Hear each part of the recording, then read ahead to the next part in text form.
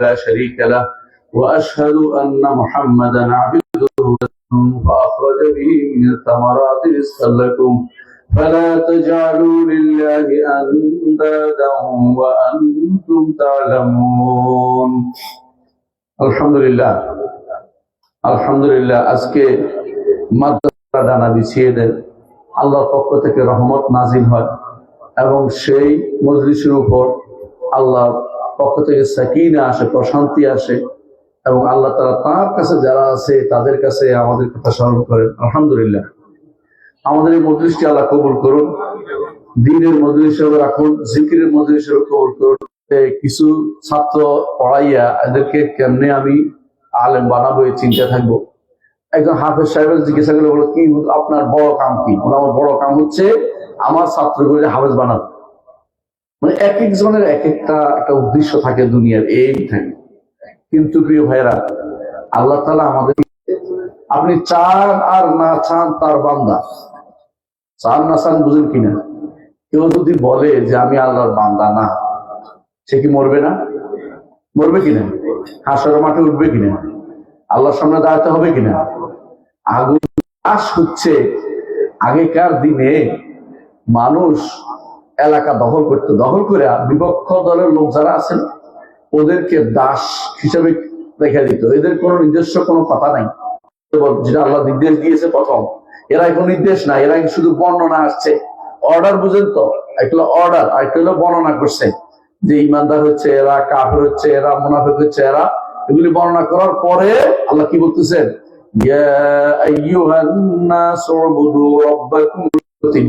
এই তিনটার একসাথে নাম হচ্ছে রবিয়া, রব। এই তিনটা যে ব্যক্তি মানতে পারবে সে ব্যক্তি আল্লাহকে রব মেনেছে।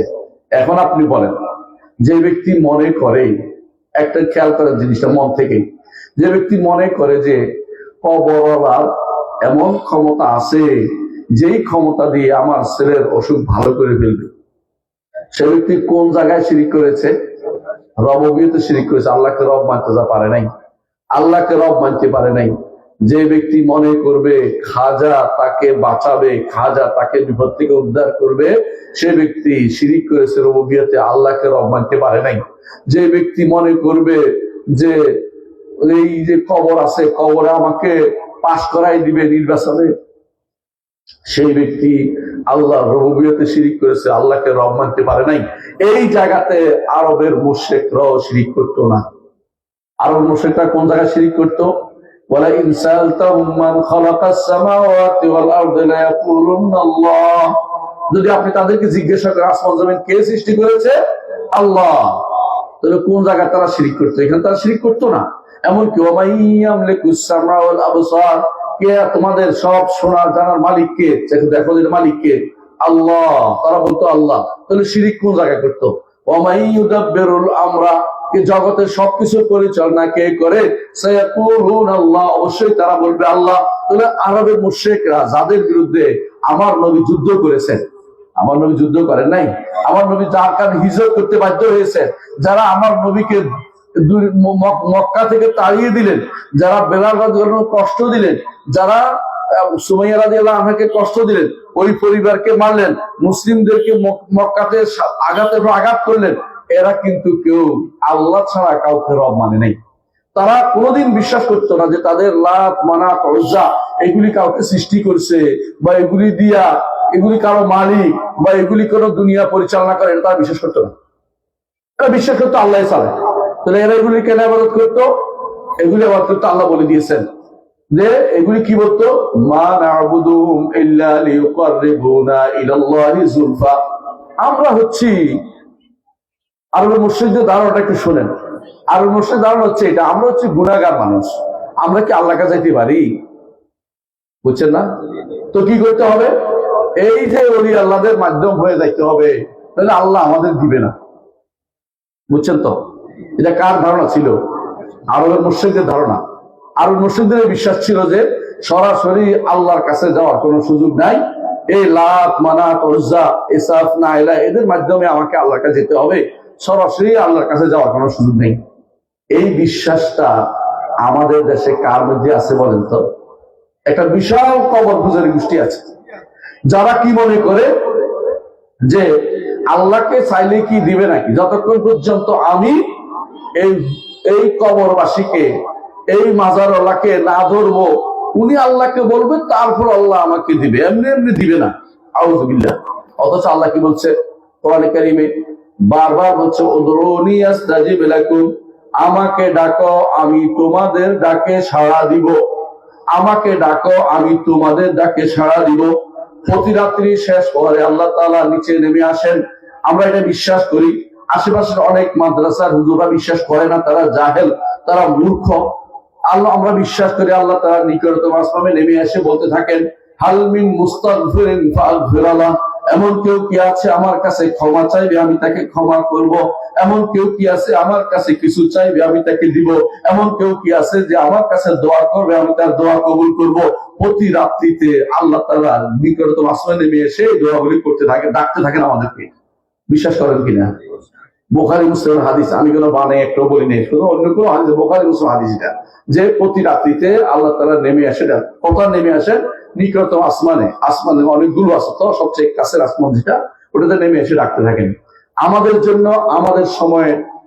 এটা হচ্ছে আল্লাহকে ডাকতে আল্লাহ খুশি হন। দুনিয়ার মানুষ যদি কোনো আপনি কিছু চান, বারবার চান, রেগে যায় না? কত চাও তুমি, প্রতিদিন আসে কি আমি তোমার জন্য টাকা ব্যাংক খুঁজছি নাকি, তোমাকে টাকা দিয়ে দিব? অথচ আল্লাহ তাআলা ডাকলে খুশি হন, তাকে চাইলে খুশি হন, না চাইলে রাগ করেন। মান লাম ইয়াসআলিল্লাহ ইয়াগদাব আলাইহি, আল্লাহর কাছে কেউ না চাইলে আল্লাহ রাগ করেন, আমার কাছে চাই না কেন? চাইলে কি সুবিধা জানেন? চাইলে আপনি অহংকার থেকে মুক্ত হবেন, চাইলে আপনার অহংকারী হবেন না।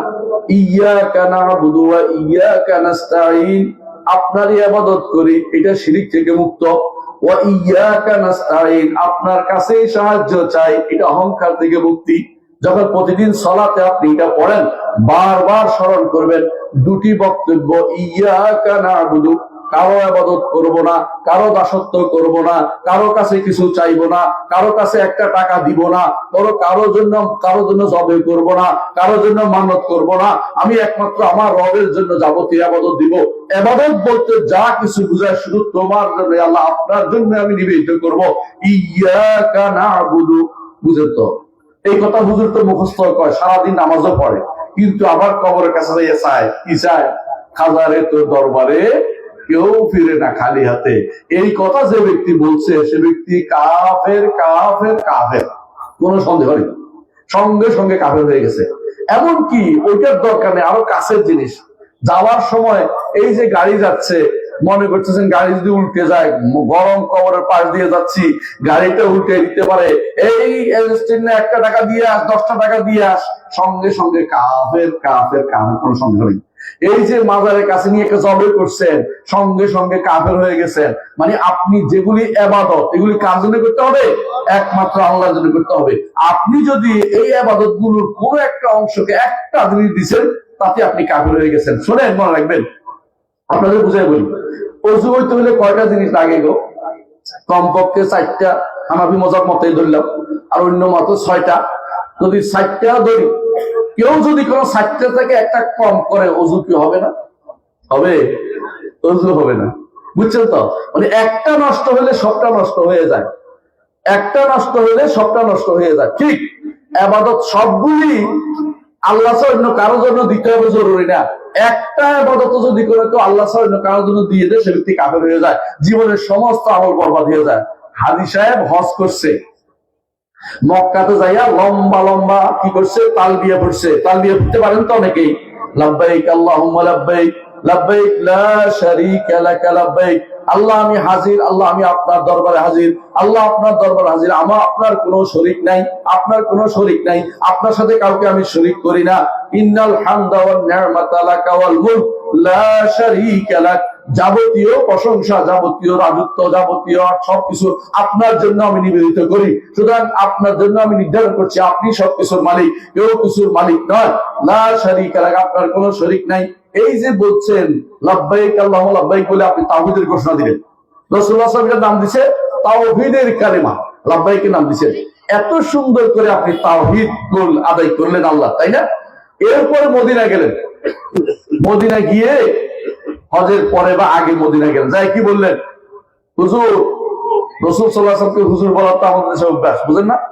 যদি হুজুর বলার কোনো নীতি নাই, হুজুর আমি কি করব, আমার ছেলেটা কি হয়েছে, হুজুর আপনি আল্লাহকে বলে দেন যেন আমার ছেলেটা ভালো হয়ে যায়। যেন সরাসরি চায় নাই, সরাসরি যদি চাইতো তাও একটা শিরিক। এই যে চাচ্ছে আল্লাহ হুজুর আপনি বলে দেন, এটাও শিরিক, এটাও শিরিক।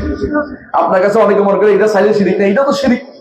রসুলের কাছে কিছু চাওয়া যাবে না, রসুলের কাছে জীবদ্দশায় শুধু চাইতে পারবে। আমাদের দেশে এই জন্য এই বেদাতিরা, বিশেষ করে যারা বেরলভী গোষ্ঠী আছে, এরা মনে করে রসুল মরেন নাই, জীবিত। কারণ যখন বুঝছে যে মরা মানুষের কাছে চাওয়া যায় না, এই জন্য বলতে রসুল জীবিত, তাদের কাছে রসুল জীবিত। হ্যাঁ, আমাদের কাছে রসুল জীবিত। এই জীবন দুনিয়ার জীবন নয়, আখিরাতের জীবনে জীবিত। সেই জীবনে একটা কাফেরও জীবিত। তবে রসুলের জীবন সবচেয়ে উন্নত, কোনো সন্দেহ নাই। কিন্তু কাফেরের আযাব হচ্ছে কিনা, কাফেরের আযাব হচ্ছে কিনা কবরে, যার কবরে আযাব হচ্ছে, জীবিত না থাকলে আযাবটা কেমনে হচ্ছে, ওইটার একটা জীবন আছে। ঈমানদারের জীবন হচ্ছে সবচেয়ে উত্তম জীবন। ঈমানদারের মধ্যে যারা শহীদ, তাদের জীবন সবচেয়ে উত্তম, নবীদের জীবন তার চেয়ে উত্তম। কিন্তু দুনিয়ার জীবনের মতো নয়। যে কেউ মনে করবে যে কেউ দুনিয়ার জীবনের মতো রাসূল জীবিত, সে ব্যক্তি হয় পথভ্রষ্ট, নইলে সে ব্যক্তি সবচেয়ে জাহেল, মূর্খ ছাড়া কিছুই না।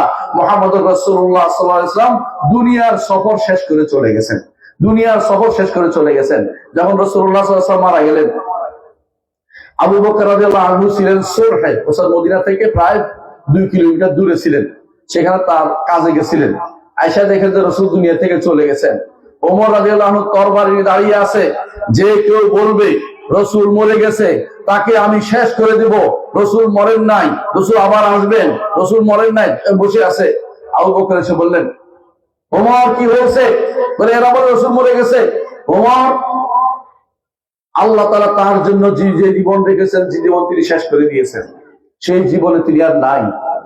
ওয়াল্লাহি তিনি তার রাসূলুল্লাহ সাল্লাল্লাহু আলাইহি ওয়াসাল্লামের মাথা থেকে কাপড় সরালে রাসূলের মাথায় চুমু দিলেন, কপালে চুমু দিয়ে বললেন, আল্লাহ শপথ করে বলছি, আপনার যে জীবন আল্লাহ তাআলা দিয়েছেন তা আপনি শেষ করেছেন, আল্লাহ আপনাকে আরেকটি মৃত্যু দিবেন না। ওমর রাদিয়াল্লাহু বললেন যে কি বলেন এটা? ওমর, আল্লাহর বাণীটা স্মরণ করে আল্লাহ বলছে, ওমা মুহাম্মাদুন ইল্লা রাসূলুন قد خلت من قبل الرسول من قبل الرسول, অনেক আগে অনেক রাসূল চলে গেছে, মুহাম্মদ একজন রাসূল, তিনিও চলে যাবেন। আফাইমা তাও কুতলান কলাবতুম আলা আকাবিকুম, যদি তিনি মারা যান আর তোমরা অথবা তাকে হত্যা করা হয়, তাহলে কি তোমার পিছনে ফিরে যাবে? আল্লাহ তাআলা আয়াতে বলেছে, ইন্নাকা মাইয়িতুন ওয়া ইন্নাহুম মাইয়িতুন, আপনিও মরবেন তারাও মরবে।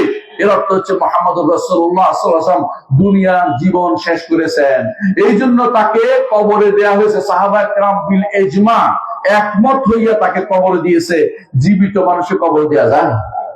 আর আশ্চর্য হবেন, আপনাদের আশেপাশে অনেক মাদ্রাসার হুজুরে বলবে, গান গাইবে, ওহাবীরা বলে নবী মরিয়া গেছে, মরে নাই মরে নাই, নবী রওদাতে শুইছে।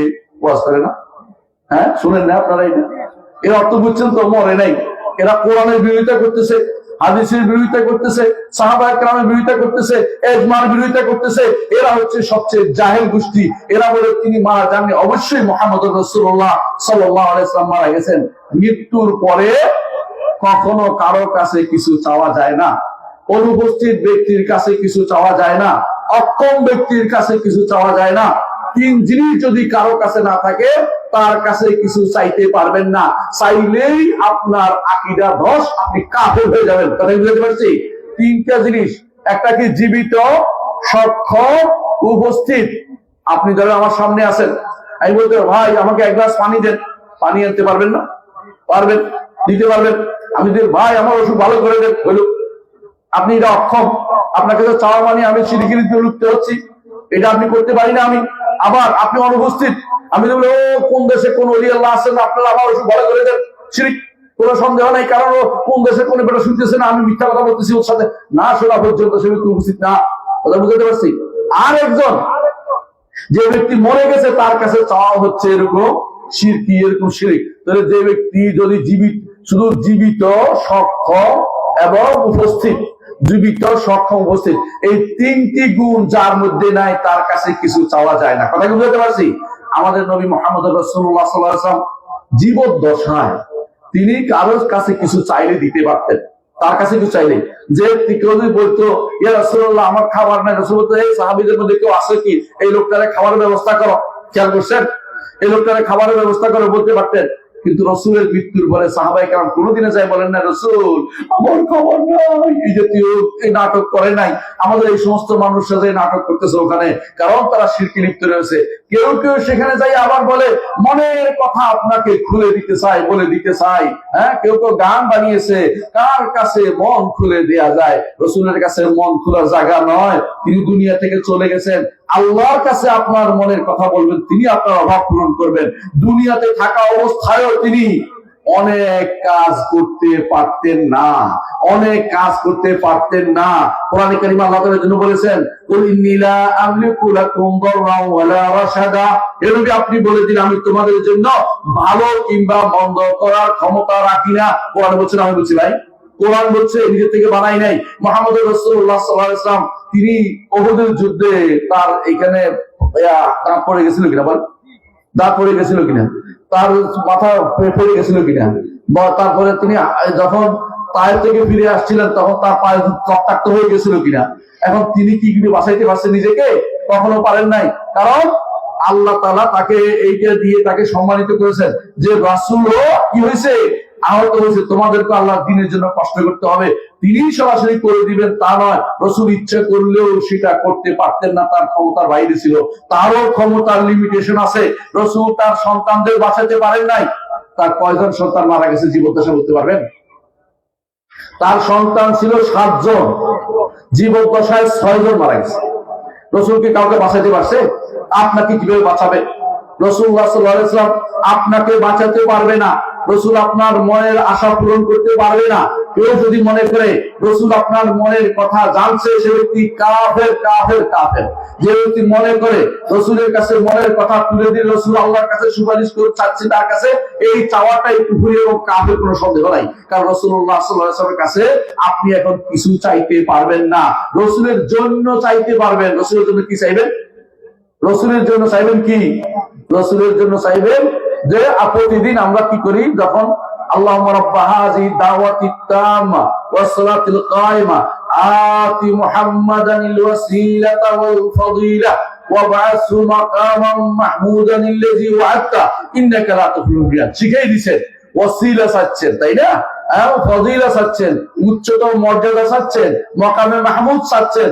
রাসূলের জন্য আল্লাহর কাছে চাইতে পারবেন, রাসূল দিয়ে আল্লাহর কাছে চাইতে পারবেন না। কথা কি বুঝছেন কিনা? রাসূল দিয়ে, ওসিলা দিয়ে চাইতে পারবেন না। রাসূল আপনি আল্লাহর কাছে বলে দেন, এটা বললেই শিরক, আপনার ঈমান চলে যাবে। কারণ ঈমানদারের কাজ হচ্ছে একমাত্র আল্লাহর কাছে চাইবে। ইয়াকা না'বুদু ওয়া ইয়াকা নাস্তাঈন, আমরা একমাত্র আপনার ইবাদত করি, আপনার কাছে সাহায্য চাই। মুহাম্মদ রাসূলুল্লাহ সাল্লাল্লাহু আলাইহি ওয়াসাল্লাম তার চাচাতো ভাই আব্বাস, তার চাচা, তার ছেলে হচ্ছে ইবনে আব্বাস। আব্দুল্লাহ ইবনে আব্বাসকে তার বাহনের ওয়াইজা সাআলতা ফাসআলিল্লাহ, যখন চাইবে একমাত্র আল্লাহর কাছে চাইবে। ওয়াইজা ইসতাআনতা ফাসতাইন বিল্লাহ, যখন সাহায্য চাইবে একমাত্র আল্লাহর কাছে সাহায্য চাইবে, দুনিয়ার কারো কাছে কিছু চাইবে না।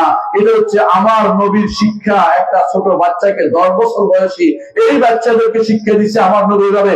আপনি আপনার সন্তানকে এভাবে শিক্ষা দিবেন যে 10 বছর বয়সে তোমাকে বলে দিচ্ছি, এই সন্তান তুমি যখন আল্লাহ ছাড়া কারো কাছে কিছু চাইবে না, আল্লাহ ছাড়া কারো কাছে যখন তুমি দোয়া করবে একমাত্র আল্লাহর কাছে দোয়া করবে, কারো কাছে দোয়া করবে না। মুহাম্মদ রাসূলুল্লাহ সাল্লাল্লাহু আলাইহি ওয়াসাল্লাম যে শিক্ষা দিয়েছেন, ইমাম তিরমিজি হাদিসটি বর্ণনা করেছেন সহিহ সনদে। কেউ যদি এইটাকে না মানে তাহলে সে ব্যক্তি কি হবে বলেন? কাফের হয়ে যাবে। কেউ যদি আল্লাহ ছাড়া কারো কাছে চায় কাফের হয়ে যাবে। আপনি বলতে পারেন ওই যে জাহিলি যুগের চিন্তা চেতনা কি বলে দেই, সেটা কি জানেন তো? আমরা গুনাহগার মানুষ, আমরা কি আল্লাহর কাছে যেতে পারবো? তো কি করতে হবে? ওলি আল্লাহ ধরতে হবে, ওলি আল্লাহ ধরতে হবে। আল্লাহ আপনাকে বলছেন সরাসরি আসো, আপনি কি বলছেন? আসা আপনার সাথে সরাসরি আসা যাবে না, আপনি কি বলেন? আপনাকে যদি এখন প্রধান উপদেষ্টা ডাকে বলে যে আপনি সরাসরি চলে আসবেন, কোনো মাধ্যম নেবেন না। আপনি বলেন যে গ্রামের মাতব্বর সাহেব আপনার না নিলে কেমনে হয়, ওই যে এমপি সাহেব আপনার না নিলে কেমনে হয়, ওই যে অমুকে নালে আপনার না নিলে কেমনে হয়, সবাই নিয়ে যাওয়া শুরু করছেন। এখন ইউনুস সাহেব রেগে বললেন যে তোমাকে বলছি সরাসরি আসতে, এত মানুষ নিয়ে আসছো, তোমার সাথে আবার সাক্ষাৎকার দিব না, কেমন মতো হবে আর বলেন তো। আল্লাহ আপনাকে বলছে যে তুমি আমাকে ডাকো, আমি তোমার ডাকে সাড়া দিব। আল্লাহ বলতেছেন ওয়াইজা সাআলাকা ইবাদি আন্নী ফাইন্নী করিব উজিবু দাওয়াতাদ দাঈ ইযা দাআন।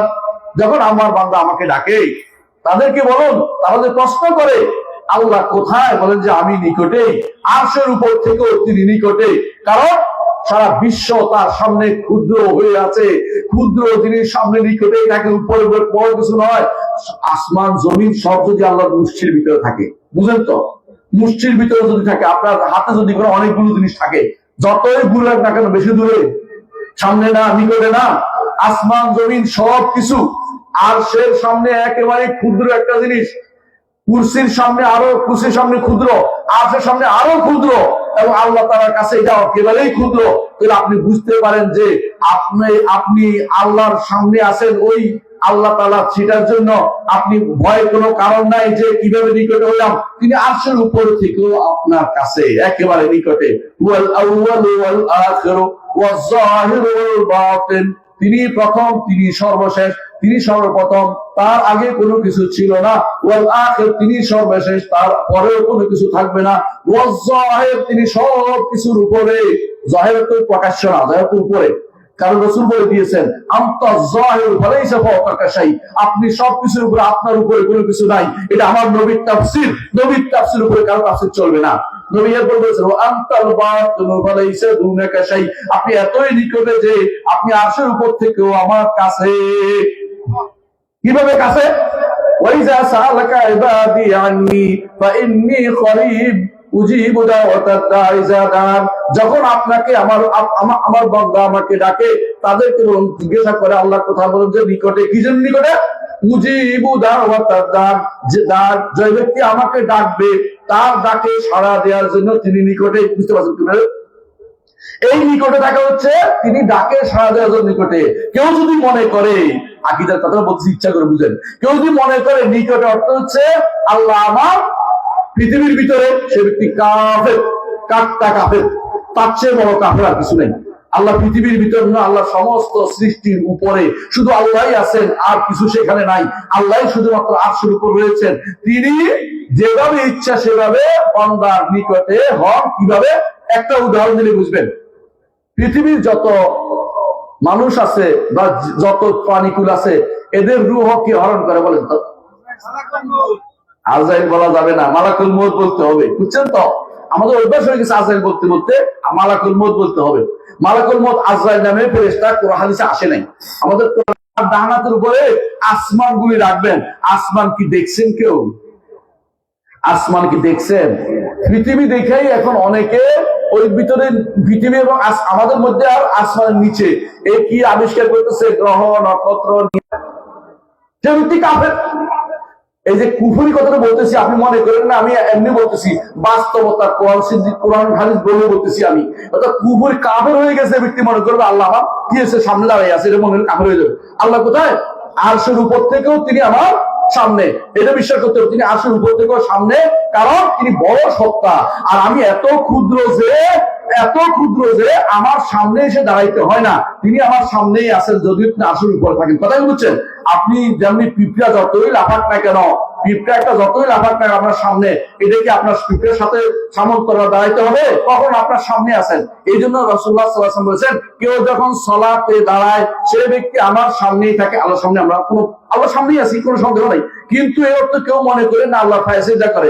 যে ব্যক্তি এরকম মনে করবে সে ব্যক্তি কাফের, কাফের, কাফের, কোনো সন্দেহ নাই। এবং যে ব্যক্তি মনে করবে কুদরতি ফায়সিজা করে, সে ব্যক্তিও ফাসিক, ফাসিক, ফাসিক। আমি তাহলে কাফের বলি নাই কেন? সে আল্লাহকে সৃষ্টির ভিতরে হয়তো মনে করতেছে না, ভুল করতেছে কুদরতি বলে, এই জন্য বলতেছি। কিন্তু যদি মনে করে যে আল্লাহ সৃষ্টির ভিতরে, সে ব্যক্তি কাফের। আপনি আশ্চর্য হবেন। নুরানি মাদ্রাসা আছে না, চট্টগ্রাম কেন্দ্রিক নুরানি মাদ্রাসার ইংরেজি একটা বই আমি একদিন আব্দুল্লাহ জাহাঙ্গীর রহমতুল্লাহ ক্লাসে শুদ্ধ করতে বসছি।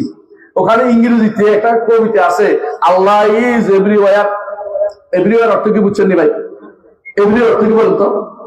সর্বত্র। কেউ যদি মনে করে আল্লাহ সর্বত্র বিরাজমান, সে তো বড় কাফের। এর চেয়ে বড় কাফের আরবের মুশরিকরা ছিল না। আরবের মুশরিকরা যাদের বিরুদ্ধে রাসূল যুদ্ধ করছেন তারাও এই কাফের ছিল না। এই কাফের ছিল ফেরাউন। ফেরাউন এই কাফের ছিল। ফেরাউন মনে করতো সেই সবচেয়ে বড়, এই জন্য সে বলতো আনা রব্বুকুমুল আলা, আমি তোমাদের মধ্যে শ্রেষ্ঠ রব, মানে আর রব বাইরে বলতে কিছু নাই, রব ভিতরের মধ্যে আমি শ্রেষ্ঠ সে মনে করতো। এই জন্য ইবনে বলেন যে ফেরাউন ছিল সর্বেশ্বরবাদী, আর বর্তমানে অনেকেই সর্বেশ্বরবাদ দাবি করতেছে। সর্বেশ্বরবাদ অথবা যারা ওয়াহদাতুল উজুদে বিশ্বাসী তারা সবগুলি কাফের, কোনো শব্দ নাই, সারা জীবন ইবাদত করবে, কোনো কাজে লাগবে না।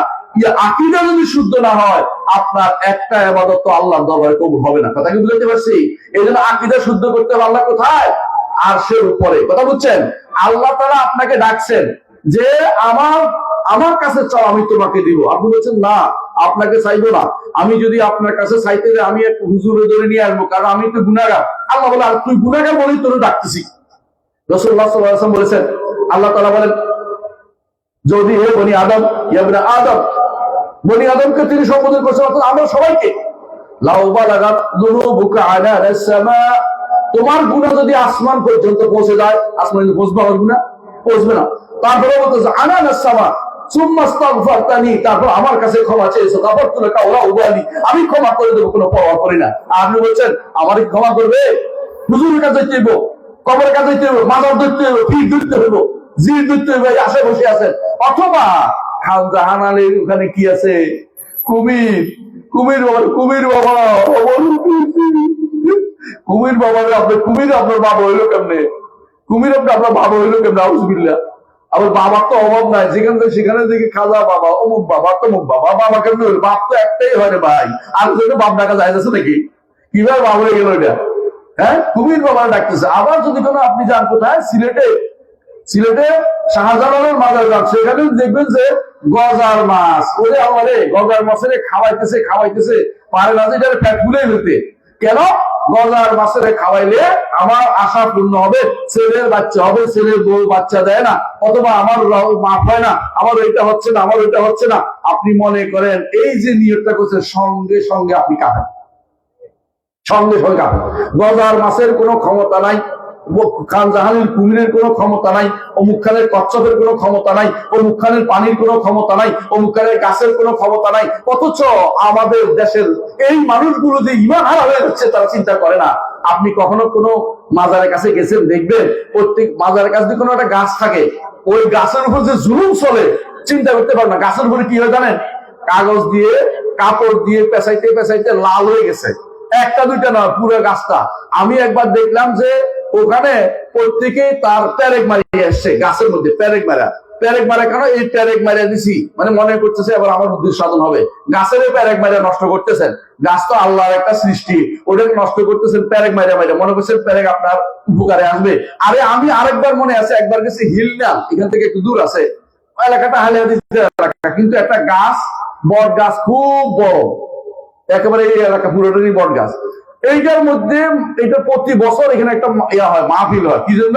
বট গাছের উপলক্ষে একটা মাহফিল হয়। এখানে এই এলাকাতে সবসময় হয়, সিন্নি দেয়, ওই মানুষ আসে দূর দূরান্ত থেকে। কেন? এখানে এটাতে উপকার পাওয়া যায়, কারণ বট গাছ। হারে হিন্দুরা আগে বট গাছের পূজা করতো, এখন মুসলিমরা বট গাছের পূজা শুরু করে দিয়েছে। এমনকি আমার সাথে গাড়িতে ছিল একজন, তিনি আহলে হাদিসের একজন। তো আমি তো মনে করছি মাশাআল্লাহ ভালো। উনি বলতেছে এই গাছের কিছু কাহিনী আছে। কি কাহিনী আছে? বলছে আশেপাশে বাড়িঘর পড়ে গেছে, এই গাছের একটা পাতাও নড়ে নাই, মানে কিছু হয় নাই। তাহলে আপনি দেখছেন? কারণ আমার বলতে শুনছি। আমি কেন এই কথা বিশ্বাস করলেন আপনি? হ্যাঁ, তো শয়তান বলে ধরে আছে নামাজ পড়ার জন্য, এটা হইতে পারে আপনাকে বিভ্রান্ত করার জন্য। আপনি এটি বিশ্বাস করবেন না, কারণ মানুষে বলতেছে, মানুষে বললে আপনি বলবেন না, কারণ আপনি বিভ্রান্ত করতেছেন অনেক মানুষকে। এরা কি করে কেরামত বানায়? গাছের কেরামত, মাছের কেরামত, এমনকি খান জাহানের কেরামত, অমুকের কেরামত, তমুকের কেরামতের কোনো অভাব নাই। প্রত্যেকে যে যেখানে যায় হুজুরের মতো ওই পুরান কেরামত নতুন করে দেয়। বুঝছেন কিনা? ওই আপনাদের ঠিক দক্ষিণ পাশে দুই জায়গা আছে, একটা হলো চর, আরেকটা হলো চর, দুইটাই চর, একটা সিনা, একটা মোনা। বুঝছেন তো? নাম বলিনি, আমি পুরোটা অর্ধেক বলছি, আমার একসাথে করে ফেলেন না। তো এরা কি করে, একদিন আমার কাছে একজন ওই এলাকার একজন বড় বুজুর্গ মানুষ, আমি মনে করছি নেককার মানুষ, উনি আমাকে একটা সংবাদ দিল হুজুরের কেরামতি। হুজুরের কেরামতি কি বলছে, এখানে ভেঙে নিয়ে যাচ্ছিল। হুজুর তখন বললেন, আমার চিঠিটা নিয়ে দাও, এখানে গেলে একটা লোককে পাবে, তাকে চিঠিটা দাও, বলে সাবধান আর যেন সামনে না এগোয়, সামনে আমার মাদ্রাসা নষ্ট হয়ে যাবে। তো ওই ব্যক্তি ডুব দিয়ে যাইয়া হুজুর যাইয়া পাইছে ওখানে খিজিরে যাই চিঠিটা দিয়ে আসছে। বিশ্বাস করো, মানে পুরো শয়তানি আর কি, মিথ্যা কথা কোনো সন্দেহ নেই, 100%। খিজির তো বহুত আগে মরে গেছে। খিজির আলাইহিস সালাম রসুলের যুগে জীবিত ছিলেন না, নইলে বদরের যুদ্ধে আসতে বাধ্য তিনি। কারণ রাসূলুল্লাহ সাল্লাল্লাহু আলাইহি ওয়াসাল্লামের পিছনে যুদ্ধ করা যদি জীবিত থাকে, কোন ইমানদারের পক্ষে থাকা জায়েজ নাই, নবী রাসূলদের জন্য জায়েজ নাই। কারণ রাসূল বলেছেন, মুসা যদি জীবিত থাকতো আমার অনুসরণ ছাড়া তার কোনো গত্যন্তর ছিল না। বুঝছেন তো কথাটা? এই জন্য রাসূলের যুগেও খিজির জীবিত ছিলেন না। এখন যারা খিজির আশায় বসে রয়েছে তারা মৃত্যু।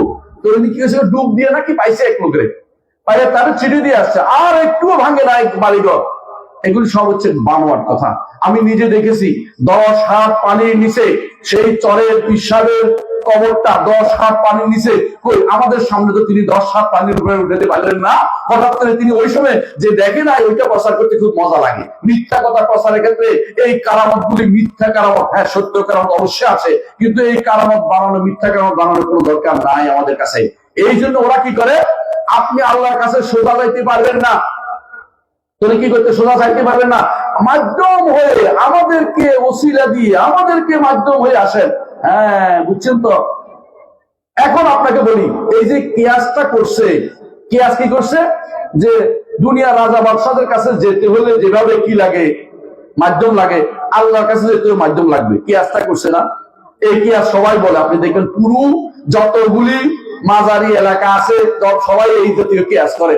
ওই কিয়াসের একটা বুদ্ধি আপনি বলে দেই, ইবনে তাইমিয়া সুন্দর করে বুঝাই দিছে।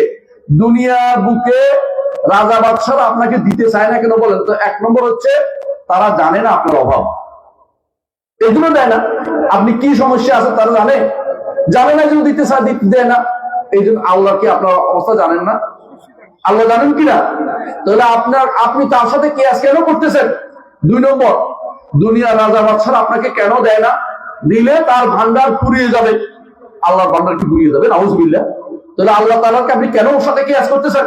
3 নম্বর হচ্ছে, দুনিয়া রাজা বাদশারা ভয় পায় যে তার উপরে উঠে যাবেন। আল্লাহ কি এরকম কোনো নাউযুবিল্লাহ আশঙ্কা আছে নাকি? নাউযুবিল্লাহ। তাহলে আপনি তার উপর কিয়াস কেন করতেছেন রাজা বাদশাদের উপর? 4 নম্বর হচ্ছে, দুনিয়ার রাজা বাদশারা মনে করে সময় থাকতে এখন যদি দিয়ে দেই, পরে না আমার সাহায্য করবে না, যুদ্ধে যাবে না আমার সাথে, আমার জন্য যুদ্ধে যাবে না, আমার জন্য ভোটের সময় আমার জন্য খাটবে না, এখন দিব না, যখন ভোটের সময় আসে তখন জায়গায় জায়গায় বাঁধ টিন দেবো, ওইটা দেবো 1 লাখ টাকা ঘোষণা করে আনবো, পরে 5,000 দিব, এরকম চিন্তা ভাবনা করে বসে থাকে। আল্লাহ তাআলা কি এরকম কিছু? নাউযুবিল্লাহ। তাহলে আপনি আল্লাহর সাথে কেন এগুলি কিয়াস করতেছেন? আল্লাহ আপনাকে ডাকছেন, উদউনি আস্তাজিব লাকুম, আমাকে ডাকো আমি তোমাদের ডাকে সাড়া দিব। আর আপনি বলছেন না না, আপনি তো আমার ডাকে কেমনে সাড়া দিবেন? আল্লাহ বলছে সাড়া দিবেন, তুমি বলছো সাড়া দিবেন না, তুমি কত বড় অপরাধী। আল্লাহ তাআলার কাছে সরাসরি চাও, রাতের অন্ধকারে চাও। মুহাম্মদ রাসূলুল্লাহ সাল্লাল্লাহু আলাইহি ওয়াসাল্লাম বলেছেন, আরশের নিচে ছায়া ওই ব্যক্তি পাবে যে ব্যক্তি রাজুলুন যাকারাল্লাহ খালিয়ান ফাফাদাত আইনা, যে ব্যক্তি আল্লাহকে একান্তে স্মরণ করেছে, 2 চোখ দিয়ে পানি পড়ে গেছে, আল্লাহ তাকে সেদিন আরশের নিচে ছায়া দেবেন, যেদিন কোনো ছায়া থাকবে না। ওই দিন আপনি কোথায় থাকবেন? কোথায় থাকবেন আপনি? আমি কোথায় থাকবো? হাসরের মাঠে। হাসরের মাঠে সেদিন পিসাবরা কোথায় থাকবে? ওলি আল্লাহরা কোথায় থাকবে? হাসরের মাঠে। বুঝছেন তো? আপনার জন্য কাজে লাগবে? কেউ কাজ করবে না, কেউ কিছু করবে না। সবচেয়ে কাছের মানুষ হচ্ছে আপনার বাবা। আমি নিজে দেখেছি একজন বাবা সন্তান দ্বারা অনেক বেশি কষ্ট পায়, সন্তান দ্বারা বিভিন্ন ভাবে কষ্ট দিচ্ছে, কিন্তু বাবা আমার কাছে এসে বলতেছে, আমার ছেলেটা একটা চাকরির ব্যবস্থা করা যায় না। আপনি চিন্তা করেছেন? কষ্ট পাওয়ার পরও বাবা শুধু সবচেয়ে বেশি কোন ইয়া ছাড়া ভালোবাসতে পারে একজন বাবা। সন্তানকে কোন রকমের কোন বিকল্প ইয়া ছাড়া, বিনিময় ছাড়া তিনি ভালোবাসতে পারেন একজন বাবা। সেই বাবাও হাসরের মাঠে আপনার কাছে থাকবে না। ইয়াউমা ইয়াফিরুল মারউ মিন আখি ওয়া উম্মিহি ওয়া আবি ওয়া সাহিবাতিহি ওয়া বানিহি। বাবাও পালাবে, মাও পালাবে, স্ত্রীও পালাবে, সন্তানও পালাবে, কেউ আপনার কাছে থাকবে না। সেদিন পীর আসবে, সেদিন পীর আসবে আপনাকে বাঁচাইতে। ওরা বিভ্রান্তিমূলক বক্তব্য নিয়ে আসছে, ওদের কথা শুনেন না। ওরা মনে করে মরার সময় পীরে নাকি কলেমা শিখিয়ে দেবে, মিথ্যা কথা বলছে।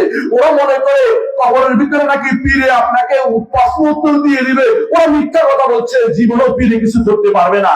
কবরের উপর যদি করে আপনি আল্লাহকে রব মেনে থাকেন, মুহাম্মদ রাসূলুল্লাহ সাল্লাল্লাহু আলাইহি ওয়াসাল্লামকে আপনার একমাত্র তিনি আপনার আদর্শ হয়ে থাকে, ইসলাম আপনার জীবনের একমাত্র দ্বীন হয়ে থাকে, তাহলে আপনার মুখ থেকে বের হবে যে রব্বি আল্লাহ ও দীনি আল ইসলাম ও নবী মুহাম্মদ সাল্লাল্লাহু আলাইহি ওয়াসাল্লাম। এর বাইরে আপনি কোনদিন কবরে গেলে মুখস্থ করে পীরে আপনার উত্তর দিবে, কথা বিশ্বাস করেন না। এখন কি শিখিয়ে জানেন তো? এরকম ওয়াজের মজলিসে মিথ্যা শিখিয়ে দিচ্ছে। বলে কি বলে যে তোমরা জিজ্ঞাসা করলে কেন যারা আল্লাহ আল্লাহ বলতেছ তোমার আর প্রশ্ন করতে পারবে না। দুনিয়ার বুদ্ধি এখন খাটাই দিচ্ছে আল্লাহর উপর দিয়ে না। কত রকমের বুদ্ধি যে ভাই করে এই পীরেরা, বুঝছেন তো? আরেকজন আয়সা বলতেছে হ্যাঁ অমুক বিন সমা অমুক বিন তমুক নাট্যকার একটা আছে, বুঝছেন তো? আমার বিরুদ্ধে মাঝে মাঝে নাটক করে ও দেখলাম। তো ও দেখলাম যে নাম বলতে চাচ্ছি না, আমার ঘৃণা লাগে ওই সমস্ত নাম নিতে। এলেমনের কারণে মিথ্যা কথা বলতেছে। কি বলতেছে আমি নিজে ওয়াজ শুনে আমার এত ঘৃণা আসছে ওর উপরে, বলছি এর চেয়ে নিকৃষ্টতার কথা পৃথিবীটা শুনি নেই। কি বলতেছে? আল্লাহ তাআলা খুঁজে পাচ্ছে না, নাউযুবিল্লাহ। কত কুফরি কথা। কারো খুঁজে পাচ্ছে না, মুনকার নকির খুঁজে পাচ্ছে না। কি দুনিয়া সব মানা যাচ্ছে, হ্যাঁ মুনকার নকির নাই। মুনকার নকির কই গেল? নাউযুবিল্লাহ। বলতেও খারাপ লাগতেছে, কিন্তু বলতেছি কারণ সাবধান করার জন্য। এই সমস্ত মানুষগুলি জাহেল, আপনাদেরকে দিন থেকে দূরে সরিয়ে দিবে, কাফের বানিয়ে দিবে এরা এই সমস্ত বক্তব্য দিয়ে। যে ব্যক্তি এটা বলবে সে ব্যক্তি কাফের। আল্লাহ বলে খুঁজে পাচ্ছে, নাউযুবিল্লাহ। ফেরেশতাদের পাঠাইছে, ফেরেশতারাই খুঁজে পায় না। তারপর ফেরেশতারা দেখছে পিঠ মোছা করে বাঁধা রাখছে। কে বাঁধা রাখছে? আব্দুল কাদের জিলানী। কেন বাঁধা রাখছে? কেন জিজ্ঞাসা করছে মান রব্বুকা ওয়া মা দীনুকা ওয়া মান নবিয়ুকা? আর তোর কাছে খবর দিল কে? দেখো তোর কাছে খবর দিল কে? ও মৃত্যু তোর কাছে খবর দিল কে? তো বাঁধা রাখছে। তো বলছে আল্লাহ বলছে, তো আল্লাহ বলছে আরো খারাপ কথা বলে মুখে উচ্চারণ করার মতো এত বাজে। সে বলছে যে আল্লাহ তাআলা বলছে তো এখন ছাড়ো, না ছাড়বো না ততক্ষণ পর্যন্ত আল্লাহ আপনি আমাকে এই ওয়াদা না দেন যে আমার যত মুরিদ আছে সব জান্নাতে চলে যাবে। বুঝছেন তো? মানে মিথ্যা কথার একটা সীমা থাকা দরকার আছে। মানে এত ডাহা মিথ্যা, এত মৃত্যু, এত শয়তানি কথা আল্লাহর দুনিয়াতে শুনিনি আমি। এই ওয়াজ করতেছে, তারা নাটকও করে, তারা ভূত দেখায়, তারা বড় বড় মাহফিলের বড় বক্তাও দেখি, হ্যাঁ গানও গায়, আবার এও করে। এদের দিয়ে আপনি ইমান শিখবেন তো আপনি শেষ। আপনার ইমান নাই, আর ইমান শেষ করে দিব ভাই। মনে রাখবেন আল্লাহ তাআলা তিনি আপনাকে ডাকছেন সরাসরি তার কাছে চাইতে। তিনি দুনিয়ার বুকে সকালবেলা বলতে বলেছে, বিকাল বেলা বলতে বলেছে রাদিতু বিল্লাহি রাব্বান ওয়া বিল ইসলামি দীনান ওয়া বি মুহাম্মাদিন নাবিয়্যা। আমি আল্লাহকে রব মেনে সন্তুষ্ট। আল্লাহকে রব মানলে তিনি হচ্ছেন আমার স্রষ্টা, তিনি আমার মালিক, তিনি আমার পরিচালক, তিনি আমার হুকুমদাতা, জীবনদাতা, তিনি আমার সবকিছু, জীবনের সবকিছুতে নির্বাহ করেন। আর কেউ কিছু করতে পারবে না। কোনো গাউস নাই, মিথ্যা কথা। কোনো গাউস নাই, মিথ্যা কথা। কোনো গাউস নাই, কোনো কুতুব নাই, মিথ্যা কথা। যে ব্যক্তি গাউস আর কুতুব বিশ্বাস করবে সে ব্যক্তি কাফের হয়ে কবরে চলে যাবে। যদি কোনো তওবা না করে সে ব্যক্তি কাফের হিসেবে কবরে যাবে।